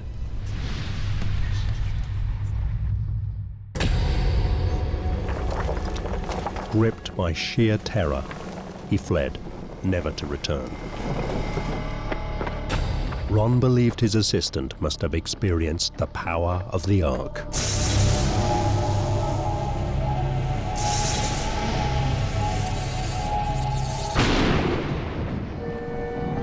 Ron enlarged the opening and squeezed into the confined space. He found himself in a chamber filled with small rocks. He caught glimpses of gold, not the Ark, but ritual objects from the temple. Now he was certain the Ark must be in there somewhere. Crawling painfully over the rocks to the rear of the chamber, Ron saw a partially buried stone case. The lid was so near to the ceiling that he couldn't see inside. Could it contain the Ark? He had to find a way to see inside the stone case. See the Ark. But how?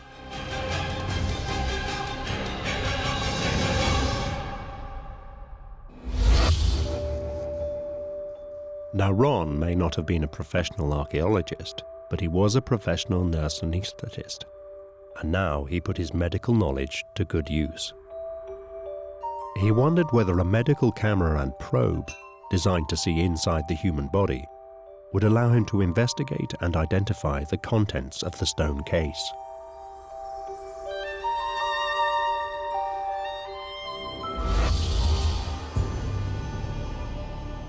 Alone again in the chamber, Ron pushed the camera into a small hole he drilled in the side of the stone case.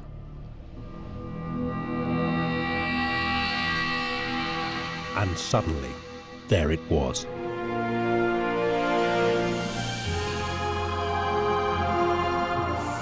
Ron Wyatt was the first person to see the Ark of the Covenant, lost for 2,500 years.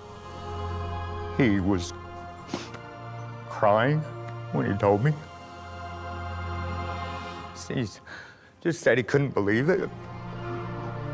Ron Wyatt announced to the world that he had found the lost Ark of the Covenant, proof to non-believers of the existence of God.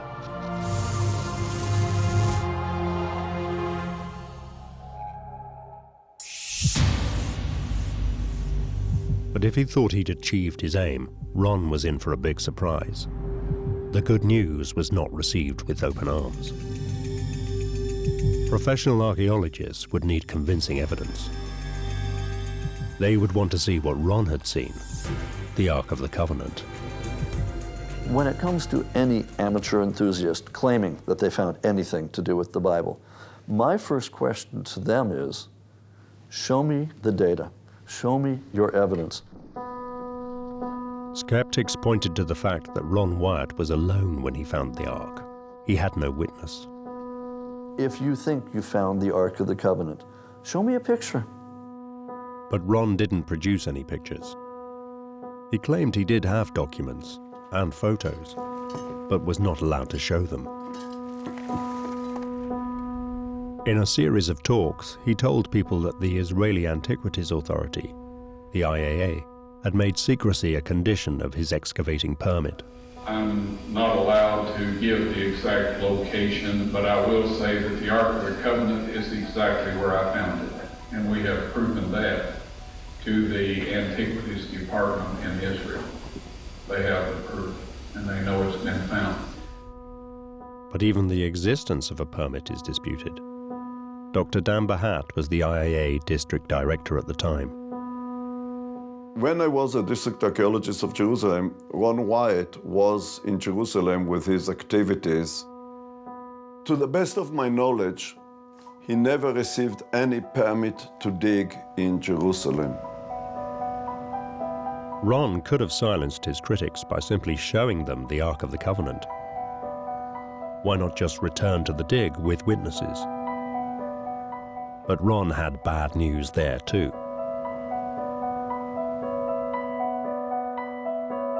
He said the access tunnel he had made had been sealed by the authorities with reinforced concrete. The way that you used to get through it through the garden tomb is closed. Can't get through that way anymore. Ron Wyatt's claim to have discovered the Ark of the Covenant is backed up by no evidence whatsoever in terms of hard data. Ron could never produce any evidence of the Ark of the Covenant for anyone. And yes, he did try. He did try.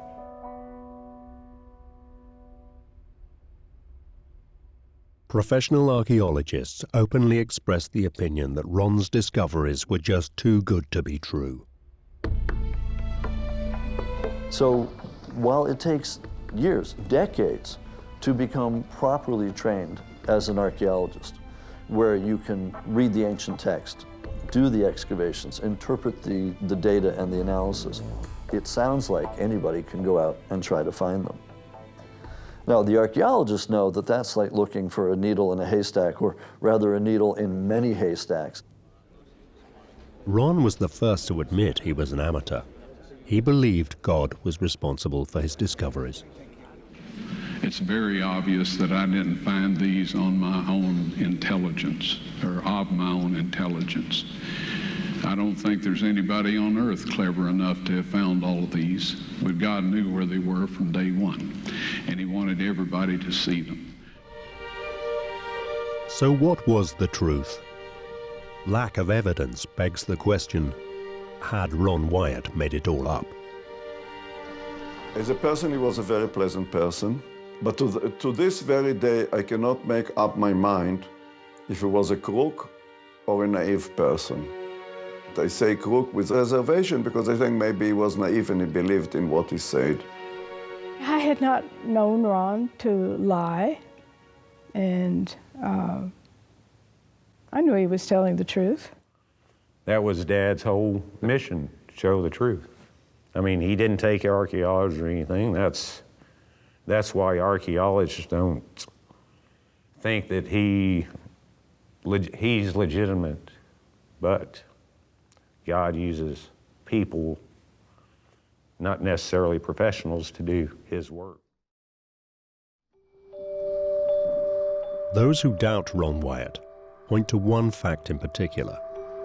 He found exactly what he set out to find, down to the last detail. Even after the ravages of 3,000 years, the ark he described was exactly as depicted in a Bible picture book. He produced a drawing of just what it looked like, covered in gold and with a decorated gold rim and 2 gold cherubim on the lid. It is interesting that what Ron Wyatt says he discovered is the typical or conventional description of the ark.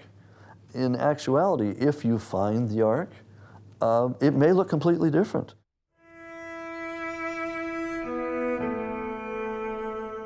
There are, in fact, 2 quite different biblical descriptions of the ark. Exodus has the ark constructed by an artist, Bezalel. This is the famous ark, Ron's ark, covered all over with the purest gold. Its lid with golden cherubim and a decorated rim of gold. But in another biblical account, not in Exodus, but the book of Deuteronomy, the ark is far simpler. In Deuteronomy, Moses made the ark himself. Just a simple acacia wood box with no decoration at all. This is a much more plausible container for a nomadic desert tribe to make and carry around with them in the wilderness.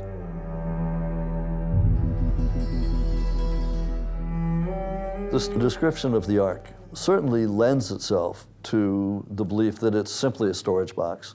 And we find in archaeology, in King Tut's tomb and elsewhere, similar boxes.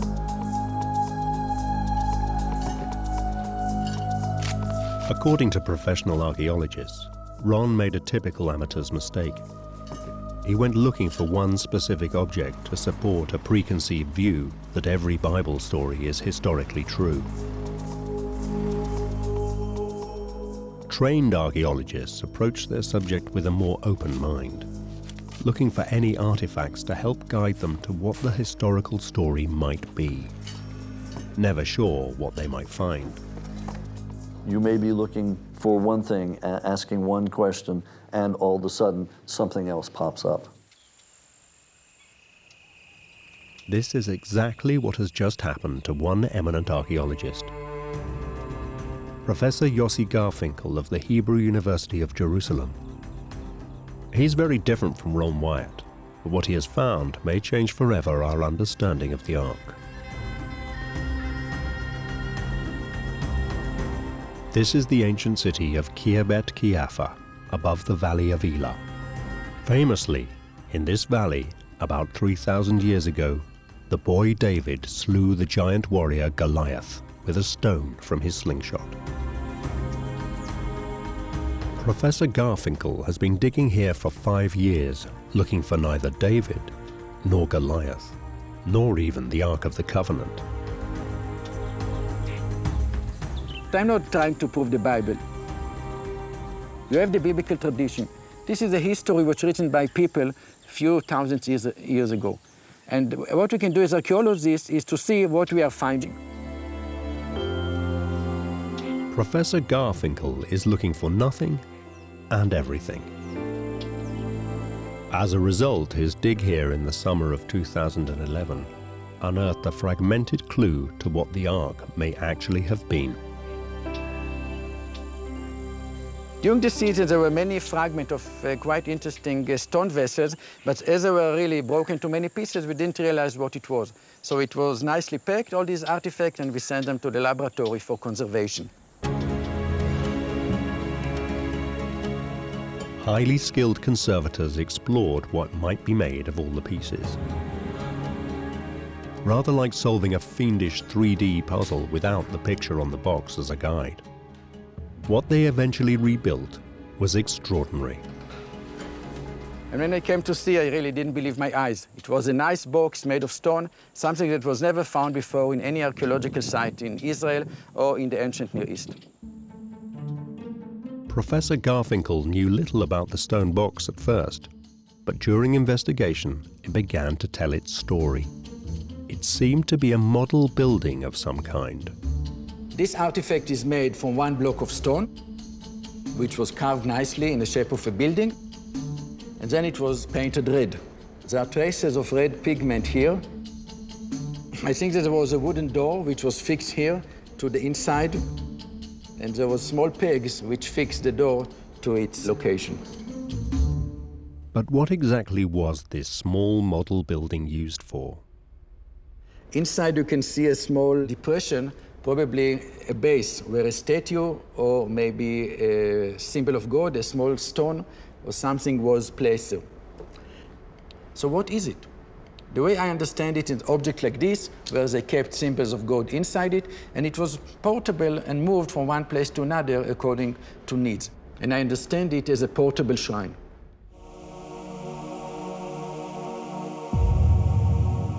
Professor Garfinkel's thesis that this was a portable shrine is supported when the little building with doors is compared to the biblical account of the Temple of Solomon, where the Ark came to rest. They are eerily similar.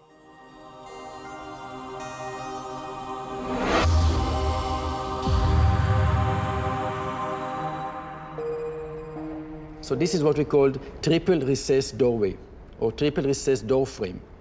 And this is exactly how the Bible describes Solomon's palace and also the entrances in the Temple of Solomon in Jerusalem. But the box couldn't be a model of the temple. Radiocarbon dating tells us it is older than that. What is much more likely to be true is that the temple was a giant version of a portable shrine like this one.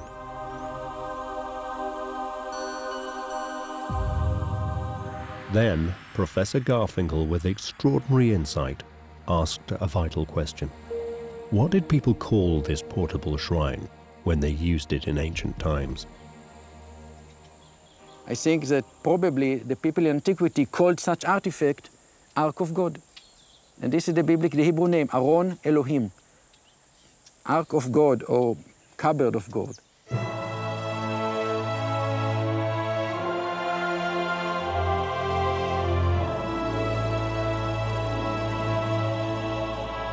So is this the truth about the Ark? That it was not a great and supernatural object? In the Hebrew Bible, the Ark of the Covenant is written Aron Habrit.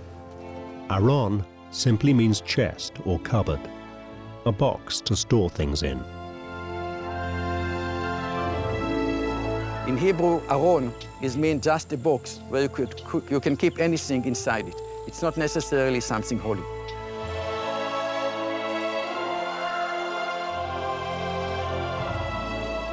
Once you put inside a symbol of God, then the artifact became important.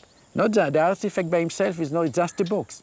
What is important is the meaning people gave to it.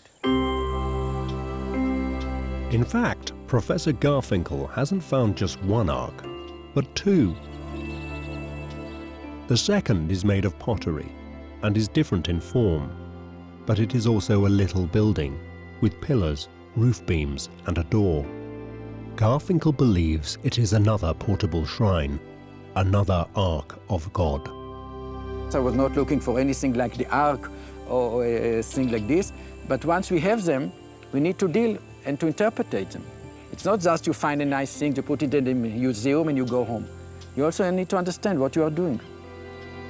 Garfinkel's work reveals that there were many arks in many places, ritual shrines used by ordinary people as part of their worship. Does this mean the fabulous golden ark Ron was looking for may never have existed? Not necessarily. When you have a large temple in Jerusalem, you have a large kingdom, you have a very nice ark, can be made with gold and silver and all kinds of other things. But in the small cities around it and in private houses, people will not have such big artifacts and made from such expensive materials. So is it the case that the Ark of the Covenant, carried by the Israelites through the wilderness, could have been a simple object different from the one built for the temple in Jerusalem? No one knows for sure. People can debate it. People can say I'm wrong. Maybe I'm wrong, but at least I can offer a new interpretation.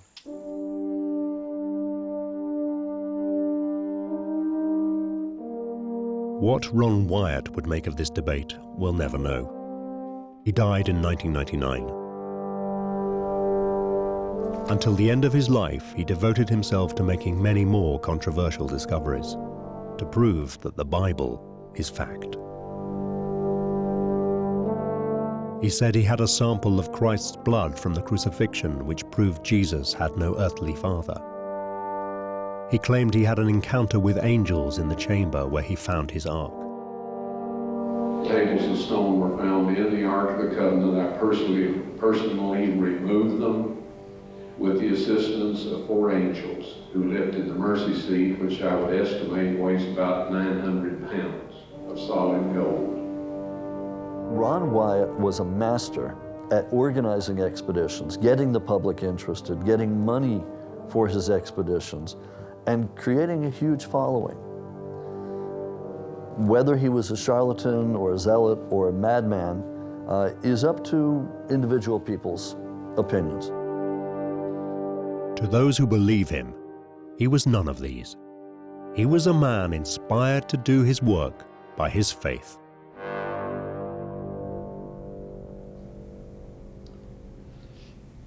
When I get to heaven, I'm going to look around, and I want to see every one of you there.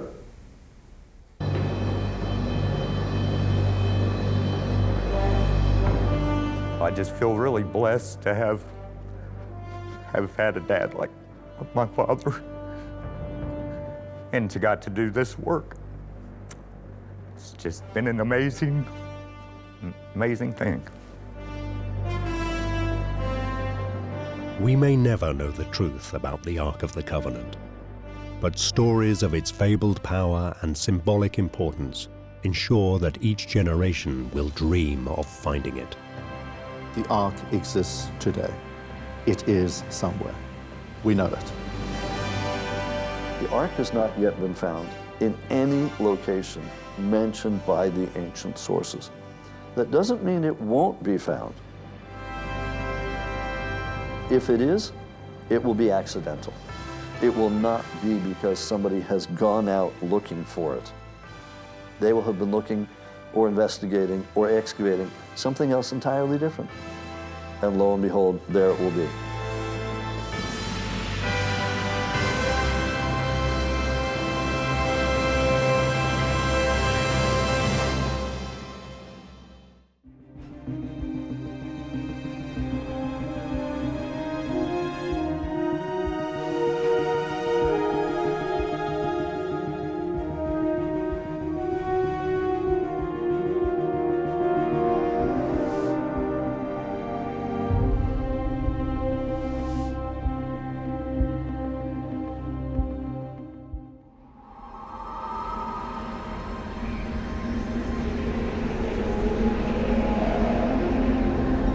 According to the great stories of the Bible, King Solomon, son of David, ruled Israel 3,000 years ago.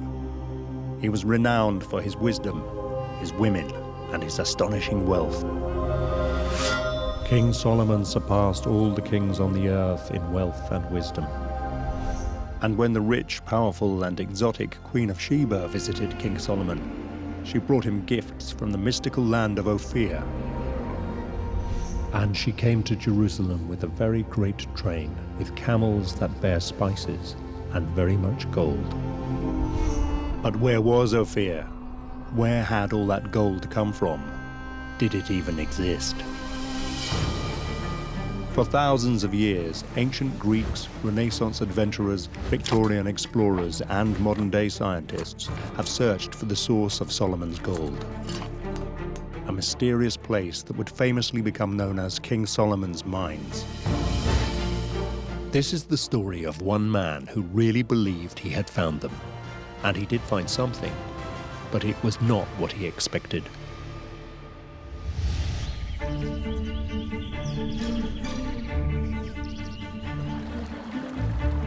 Karl Mauch, the explorer who would become forever linked with the discovery of King Solomon's mines, was a man of humble origins. Mauch was born in 1837 in Stettin, a small town in Germany. His father was a carpenter and later went to the army, and Mauch had 3 siblings, so the family was not very wealthy, and maybe one could even say that they were poor. But when he was a child, he received a gift that changed his life forever. For his 10th birthday present, he received a world atlas, which showed Africa as almost a total blank on the map. And this really inspired Mauch to become an explorer, to fill in the gaps in the map of Africa. At first, Mauch's interest had nothing to do with King Solomon. He was attracted by the mystery of Africa and the opportunity it presented for an ambitious young boy. Africa was a good destination for explorers because the interior of Africa was still unknown to Europeans, and so there were still opportunities of heroism and adventure. As Mauch grew older, his obsession with Africa continued. During this time, he avidly consumed virtually every book on the geography of Africa from the 16th century onwards, including the accounts in particular of the early Portuguese explorers.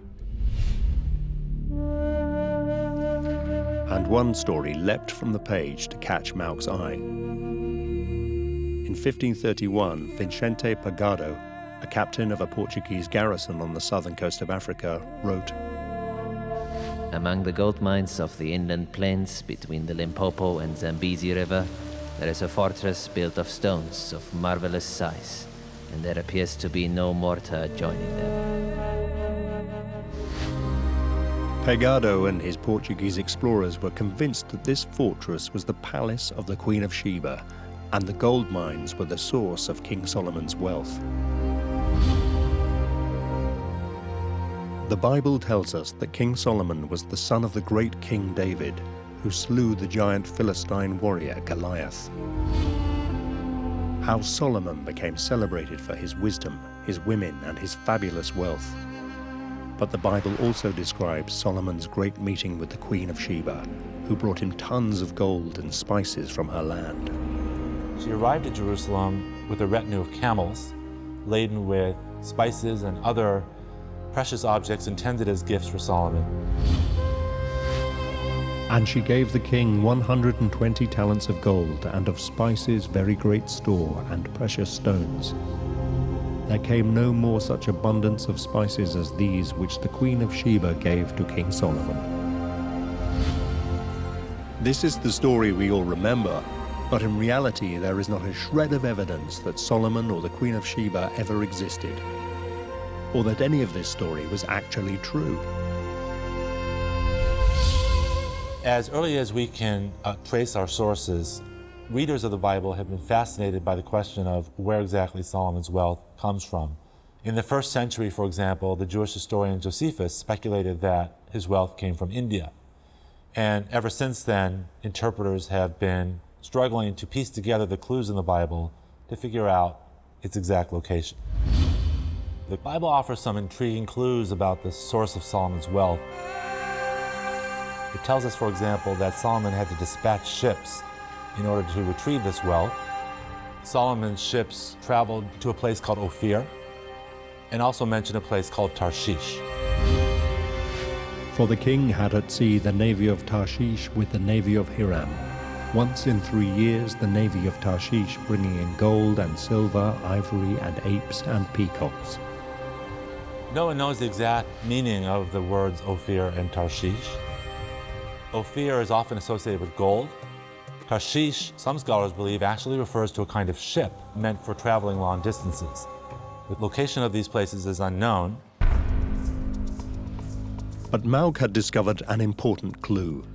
Vicente Pagado, the Portuguese captain who described the fortress of marvelous size, was based in Sofala on the southern coast of Africa. The Europeans who were looking for Solomon's wealth were not usually reading the Hebrew Bible. They were usually reading the Greek or Latin translation of the Bible. And in the Greek translation of the Bible, the word Ophir actually has an S appearing at the beginning of the word, spelling Sophir.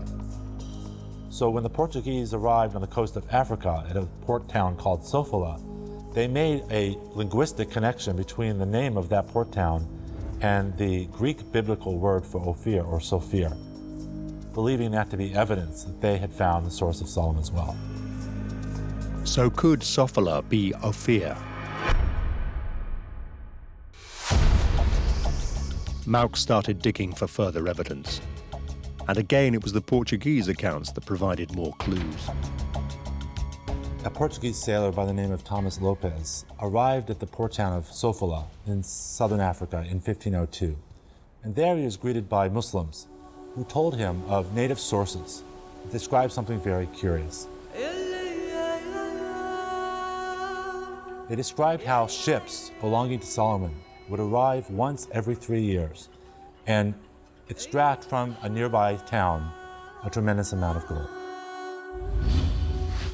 And they went with the servants of Solomon to Ophir, and took thence 450 talents of gold, which they delivered to King Solomon. They had the right name. Sofala was Ophir, and they seemed to have found the gold. So if the Portuguese were right, they may have stumbled upon one of the most amazing finds ever.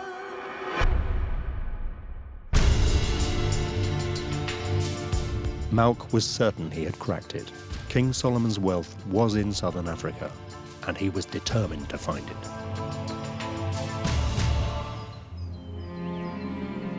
But he realized that he was woefully underqualified. So for the next 11 years, he devoted his entire life to getting ready for his Africa expedition.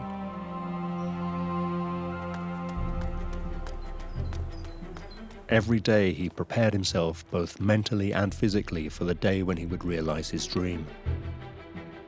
Mauch was always good in school, and he was interested in natural science and would have liked to go to university, but his parents lacked the financial means.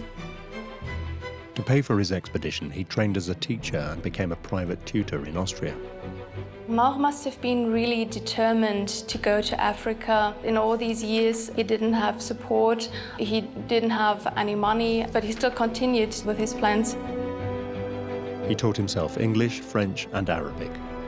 He tried to acquire specialist knowledge through reading specialist books and magazines like Petermann's Geographical News. In his spare time, he studied Latin, medicine, and astronomy. He visited the Botanical Garden and the Natural History Museum in Graz, where he was working at that time as a teacher. There, he gained some knowledge in botany, geology, and natural history. He built his own collections of minerals and insects. In 1863, Mauch was convinced he was ready. So he wrote to August Petermann, the editor of Germany's highly respected geographical magazine. His aim was to sell himself as an explorer worth investing in. I believe intellectually, and considering my modest means, I have done all that could be done. But the body too requires preparation for such enterprises. By walking 6 miles or more each day, in every season, over any ground, often without any food or drink till my return to the point of departure, and always wearing the same warm clothes, I have tried to steel my body. Apart from this, I have not neglected gymnastics and musketry. In stature, I am tall and heavily built, and I am in excellent health. Considering these facts, I believe that I am capable of taking part in an expedition on these lines.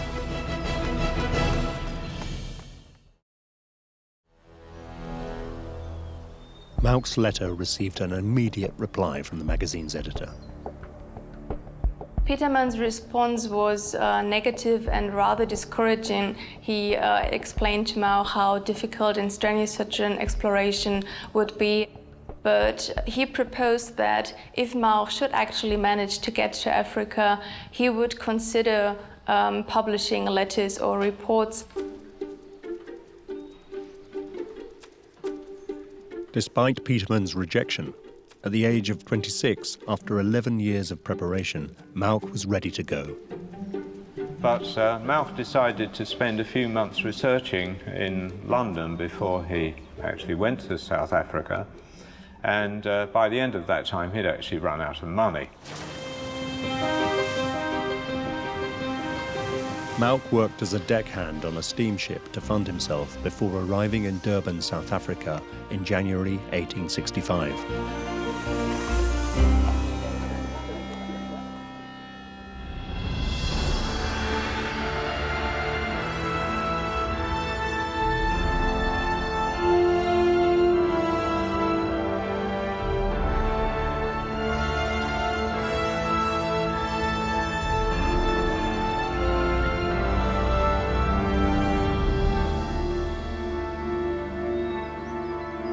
His quest could now begin.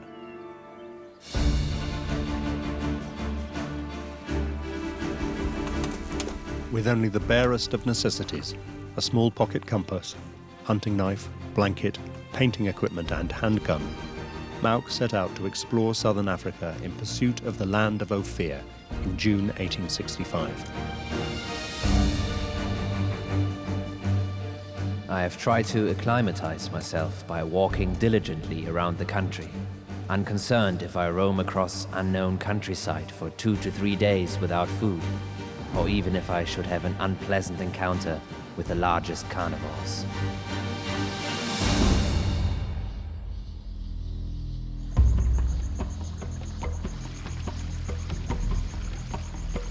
But Mauch soon ran into trouble.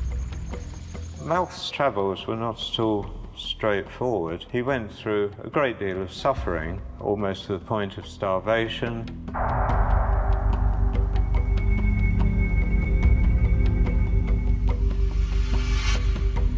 This was the 5th day of hunger for me, and it can be understood that I contemplated the future with a jaundiced view. Even small birds seemed to fly away from me, while I am still miles away from them. No pheasant nor partridge was to be seen. And an hour-long effort to try to catch fish also failed. Hungry, thirsty, tired, with almost insupportable pain in my knee, I still had to cover 25 miles, and bad luck would have it that I didn't get a chance for a final shot, and thus did not get anything to eat. In desperation, Mauch sent a messenger with a letter to August Petermann, the editor of Germany's geographical magazine, to support his African expedition. This time his luck was in. Petermann appealed to his readers to support Mauch. We believed that he had to be helped. He is the only able explorer in the whole of South Africa at the moment. It would appear as a patriotic and scientific duty to support Herr Mauch and not leave him helpless in the far-off interior. Petermann's appeal for support for Mauch and his magazine was successful. Several of his readers donated small sums. As Mauch didn't have any money himself, it was really helpful for him, but in comparison to other explorers, it was still a very small sum. However, these donations did help Mauch continue his exploration of southern Africa for the next 8 years.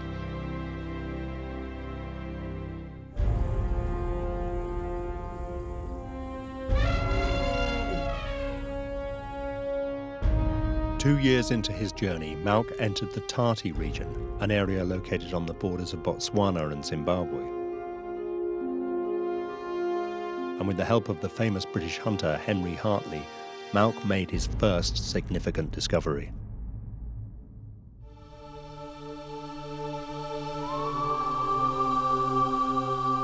On the 27th of July, 1867, Hartley brought me the news that, when following a wounded elephant, he passed several pits dug into quartz. I came to a site which I recognized as a smelting place.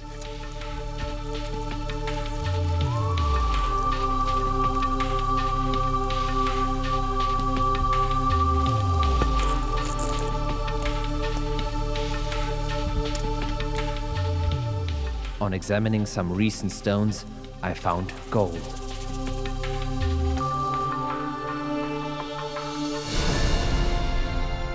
Highly pleased, I ran back to the camp to impart the good news. When Mauch discovered the first gold field, he was really delighted that he had made such a big and great discovery. The following day, Mauch discovered another gold field. Could these be the mines of King Solomon?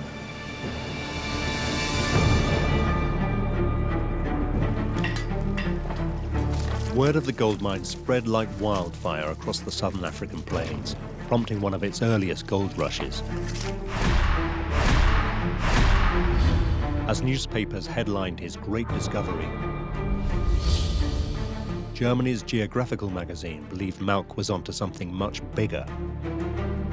Concerning the goldfields discovered by Mauch, it is not improbable that they are identical with the Ophir of the Bible and with the places from which Solomon obtained his wealth in gold.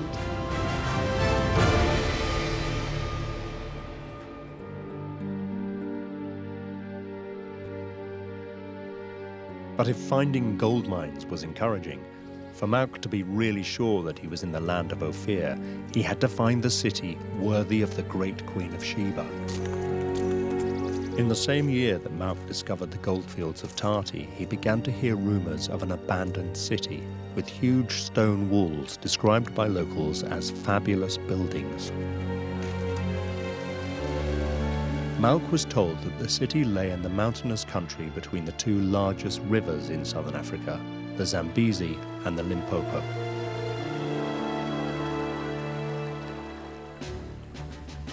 In May 1871, Mauch wrote confidently to his country's geographical magazine to tell them he wanted to dedicate his next expedition to the newly united German people.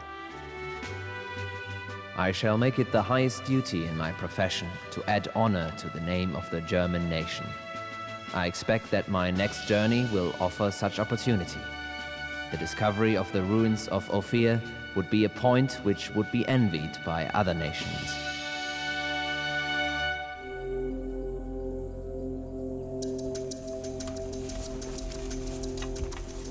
For the next 3 years, Mauch searched for the ruins.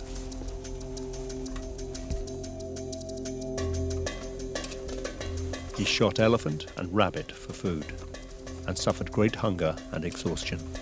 Mauch tried to get to the ruins for a long period and often failed and had to come back to the European settlements. Mauch survived robberies and attempted to win the trust of local tribes.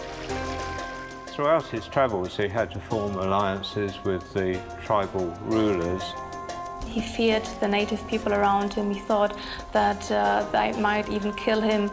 And was at one time held prisoner in Matabele land until he came to an arrangement for his release.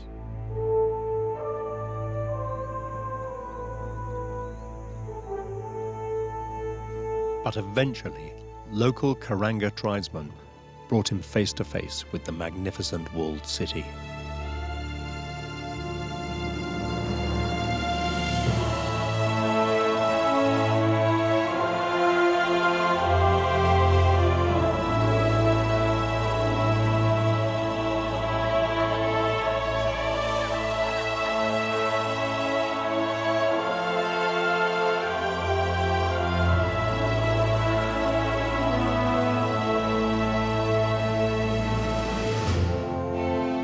Finally, on the 5th of September 1871, I was lucky enough to be the first white man to set eyes on them.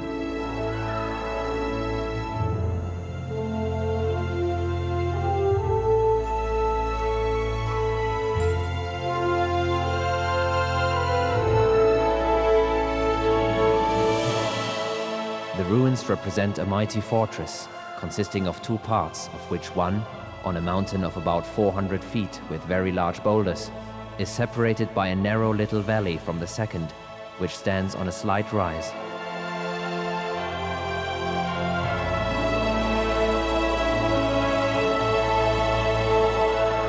Mauch just couldn't believe his eyes. Nothing like it had been seen south of the equator, and it just shouldn't have been there. Mauch was convinced that he had finally found the ruins of the Queen of Sheba's palace.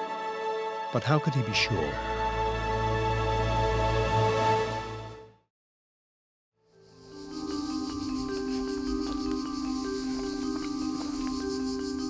Mauch set about examining the structure of the ruins and found that the walls were built of stone without any mortar. This matched exactly with Vincente Pigado's 16th century description of the ruins he had read as a teenager. Among the gold mines of the inland plains between the Limpopo and Zambezi River, there is a fortress built of stones of marvelous size, and there appears to be no mortar joining them.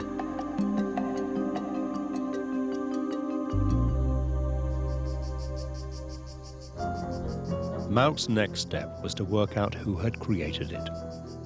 He couldn't believe that such a structure could have been built by native Africans. Mauch's view was supported by the local tribesmen. I have learned from the local inhabitants that they themselves have lived here for only 40 years and that the region was quite uninhabited before that time. All are absolutely convinced that white people once inhabited the region, for even now there are signs of habitations and iron tools which could not have been produced by blacks. So if the palace was built by white people, where did they come from? Mauch turned to the Bible for clues. There is no description of Ophir in the Bible, but there is a description of the building of King Solomon's legendary temple. And the king commanded, and they brought great stones, costly stones, and hewed stones to lay the foundation of the house. As he looked at the structures that comprise the Great Zimbabwe, he noticed a resemblance to the Temple of Solomon as it's described in the Bible, and to other structures that archaeologists were only then beginning to learn about. Mauch considered it likely that the palace was built by an ancient people called the Phoenicians.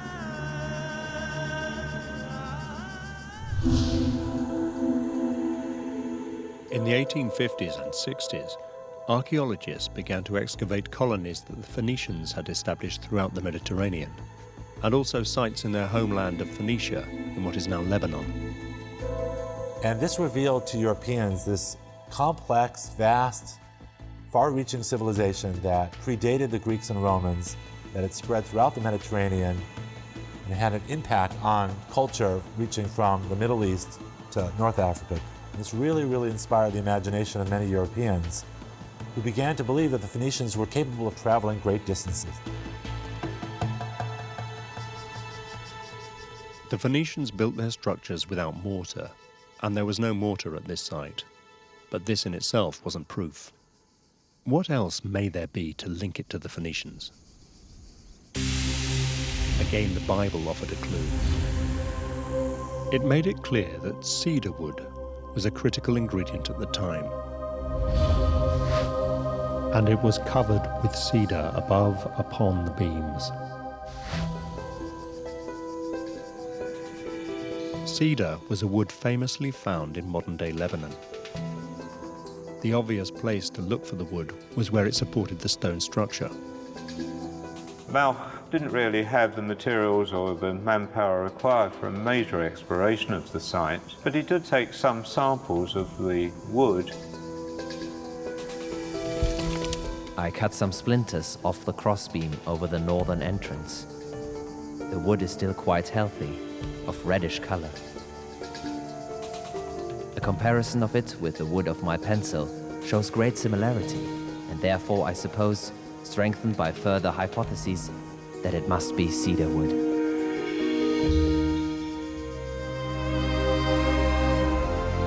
Convinced that the cedar trees didn't exist on the lower Zambezi, Mauch was sure that it must have been brought there by Solomon's Phoenician builders from Lebanon. As the Bible says, "Now therefore command thou that they hew me cedar trees out of Lebanon."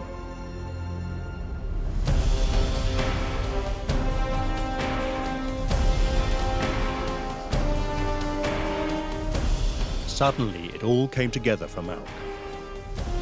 Here was a city that no African could have built. It was constructed by Phoenicians in the same style as King Solomon's temple in Jerusalem. The Phoenicians used stone without mortar and brought cedar wood from Lebanon to make the supporting beams. And the local name for Sofala is Sophia, like Ophir in the Bible. And to top it all, Mauch had also discovered the 2 gold mines, the source of Solomon's wealth. So surely this was it. I believe that I do not err when I suppose that the ruin on the mountain is an imitation of the Solomonic temple on Mount Moriah. The ruin on the plain, a copy of that palace in which the Queen of Sheba dwelled during her visit to Solomon. Besides, they conform best with the well-known Phoenician buildings. Natives and Arabs would have built differently. Even the fact that I could not find a trace of inscriptions anywhere appears to me to confirm the justification of my opinion. For nowhere do we read that Solomon had an inscription of any kind fixed to his temple. I believe Ophir is the present Sofala or Sofara, by which name it is known and pronounced in the interior. For Mauch, there could be no doubt. Ophir was not in the Middle East. It was here in southern Africa all the time.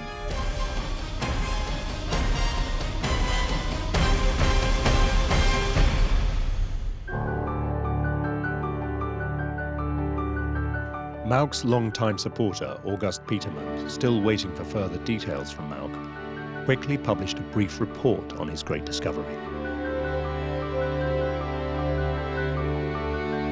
It is already known from newspaper reports that on the 5th of September 1871, Karl Mauch discovered the magnificent ruins in the mountainous country between the Limpopo and the Zambezi, about 40 miles inland from Sofala, of which the old Portuguese reports tell, and which were connected with King Solomon's Ophir expeditions in early times.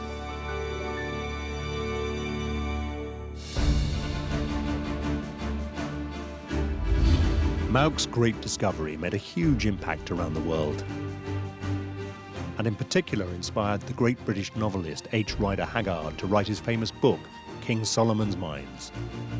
H. Rider Haggard's King Solomon's Mines was the most successful adventure novel of the 19th century. Haggard tells the tale of one man's quest into the heart of Africa to discover the legendary King Solomon's Mines. And he went on to tell me how he had found in the far interior a ruined city, which he believed to be the Ophir of the Bible. When suddenly he said to me, "Lad, did you ever hear of the Solomon Mountains up to the northwest of the Mushkalumbi country?" I told him I never had. "Ah, well," he said, "that is where Solomon really had his mines."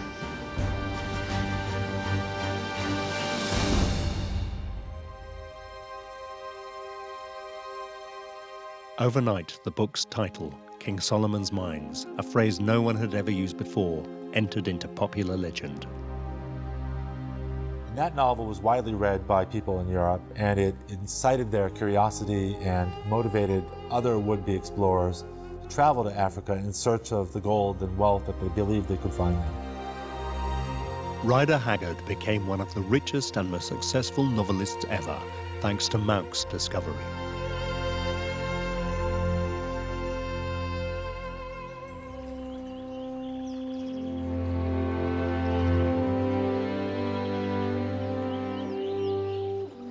The one person who got very little out of it, however, was Mauch himself. When Mauch came back to Germany, he hoped that he would be rewarded with a position at a natural history museum. But I think the lacking university degree and maybe even his personality were aspects which made it difficult for him. Impoverished and sick, Mauch was forced to take work in a cement factory. He suffered dreadfully from depression. He had a liver disease as a result of his African travels. His body was racked with pain continually. And as his neighbor said, he was often drunk because his medicine didn't work anymore, so he was drinking alcohol instead. He spent his last days in a hotel above a railway station near Stuttgart, sleeping on the 3rd floor. He slept in an armchair next to an open window, and one night fell from the window. His neighbor found him just in the early morning and brought him to the hospital in Stuttgart. His spine was broken and both his legs were paralyzed. 37-year-old Karl Mauch died in hospital a few days later on the 4th of April 1875. It is uncertain whether his death was accidental or self-inflicted.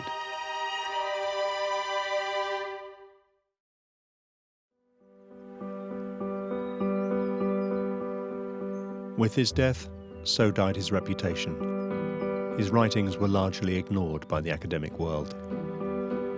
Mauch's discoveries went virtually unrecognized at the time. They were published in a mere 52 pages in August Petermann's journals, and if you couldn't read German, you would never have noticed them. And it wasn't until 1960 that his journals were actually published in full form. But at least thanks to Mauch, King Solomon's mines seem to have been discovered. And for many years, people believed that the ruin in southern Africa was the site. But at the start of the 20th century, even this legacy was challenged. Now a new generation of explorers emerged, and they were very different. Gone were the days of romance and biblical literalism. This was a time for archaeology and science. Biblical archaeology really started in the mid-1800s when we had mostly theologians, religious figures, going out and trying to confirm people and places and events in the Bible. As time went on, these early geographers and theologians are replaced by professional archaeologists. One of these new professionals was British-born David Randall McIver, famous for his scientific approach to archaeology.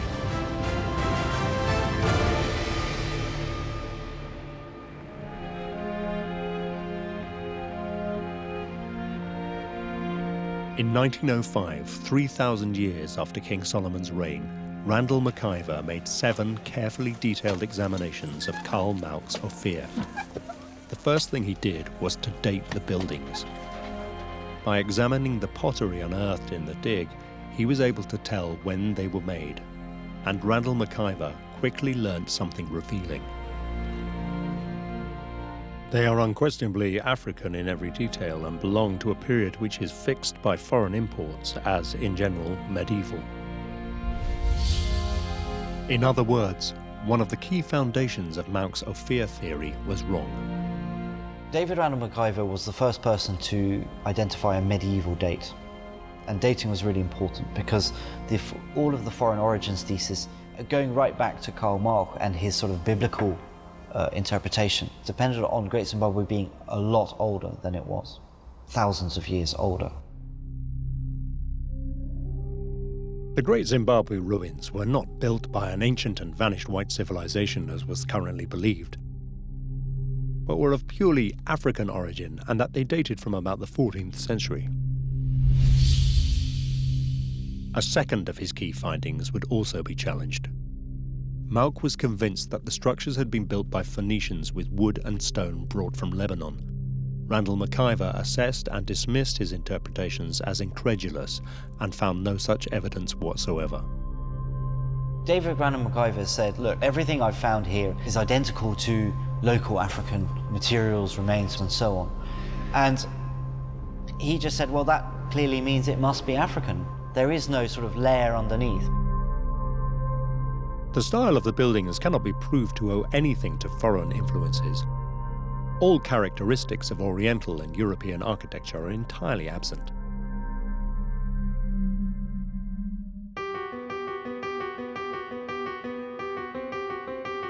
Following in Randall McIver's footsteps, the formidable British archaeologist Gertrude Caton Thompson led the first all-female excavation of the ruins in 1929 and made the next assault on Mauch's theory of Ophir.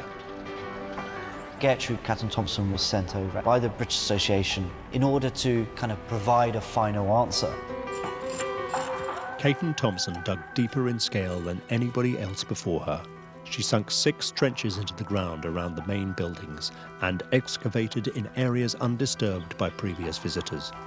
When she had finished dating the site, she declared, "Examination of all the existing evidence, gathered from every quarter, still can produce not one single item that is not in accordance with the claim of a medieval date. If by indigenous we mean an origin born of the country on which they stand, then the ruins are, in my opinion, indigenous in a full sense of the term." In the early days of archaeology, claims by amateurs, by explorers, could stand for decades before somebody would actually come in and test what they had said and either prove or disprove. So it was a matter of 30 or 40 years before the archaeologists came in and really started excavating and said, yes, this is connected with King Solomon's mines, or no, it isn't. And in the case of that city, the answer was no, it's not. Your claim is wrong.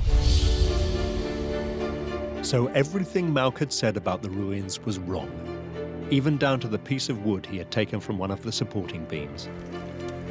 It had not come from the cedar trees in Lebanon, but was in fact a local African sandalwood. Mauch's scientific techniques were much more primitive than those used today. So for example, to identify the wood that was used in the structures he found at the Great Zimbabwe, he didn't rely on some elaborate chemical analysis. Instead, he simply looked at the wood and compared it to the wood he was using in his own pencil. And of course there was another factor. Mauch was a product of the Victorian age, which had very different views on Black Africa.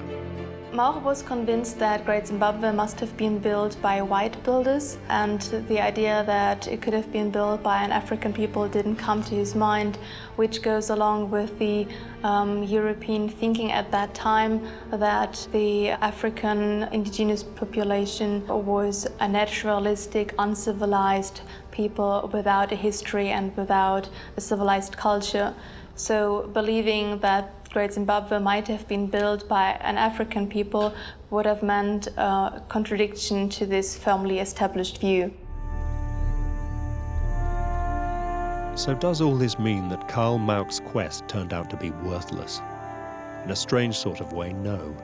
Because while Mauch's conclusions were ridiculed, his discovery of the ancient city in 1871 has turned out to be one of the most important archaeological finds in all of Africa.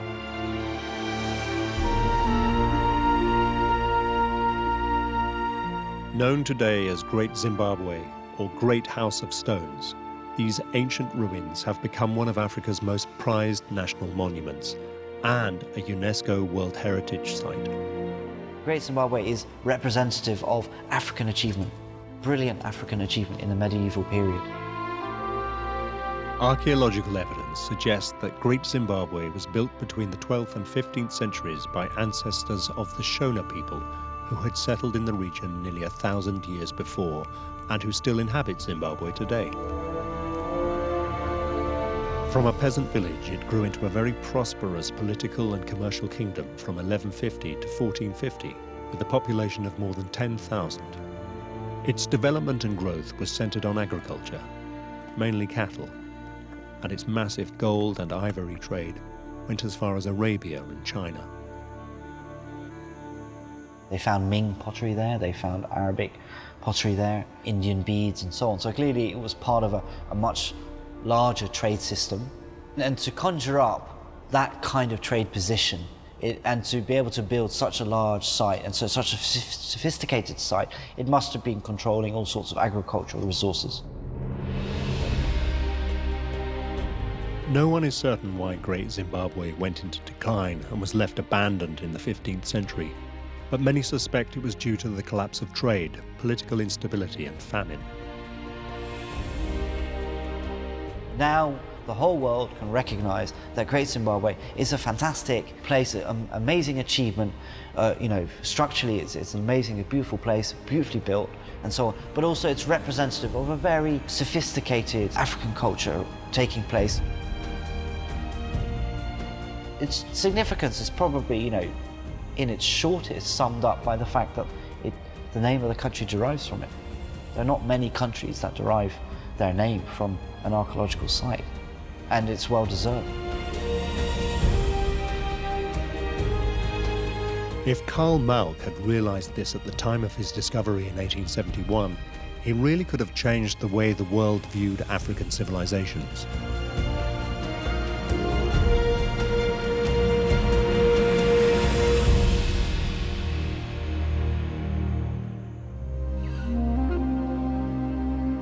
But of course there is another question.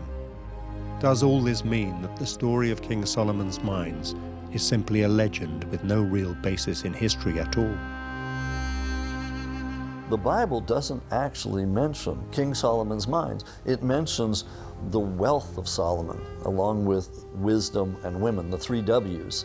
But it doesn't say where his wealth actually came from.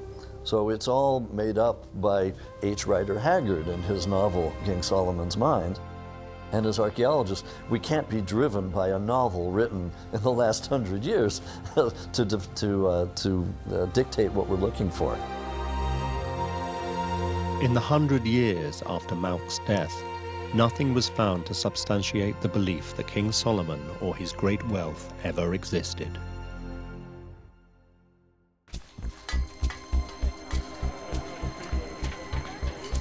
But recently, little by little, modern scientific archaeologists are finding some evidence. And one of the most exciting discoveries of recent times was the evidence of Solomon's father's existence, King David. In the early 1990s, 93, 94, there was an inscription found at a site in the north of Israel, Tel Dan. It was from an ancient inscription dating to about the middle of the 9th century BC. The inscribed stone contained the letters Beit David and are identical to the Hebrew and early Aramaic words for House of David. And these words are believed by many archaeologists to be an authentic reference to the Bible. It said that a king from the house of David had done such and such, Beit David, the house of David. And that's the first mention of either David or the house of David that's ever been found. If we were talking in, say, even the late 1980s, I would have said that there is no evidence whatsoever for either David and Solomon outside the Bible. When the inscription at Tel Dan was found, then that put the debate to rest. It was clear that David did exist. And I really do think it's just a matter of time before there is something attesting to the reign of Solomon. And that time may not be too far away. In an arid region in modern-day Jordan, south of the Dead Sea, archaeologists believe they may have found mines created around the time of King Solomon in 1000 BC. We found hundreds of ancient mines.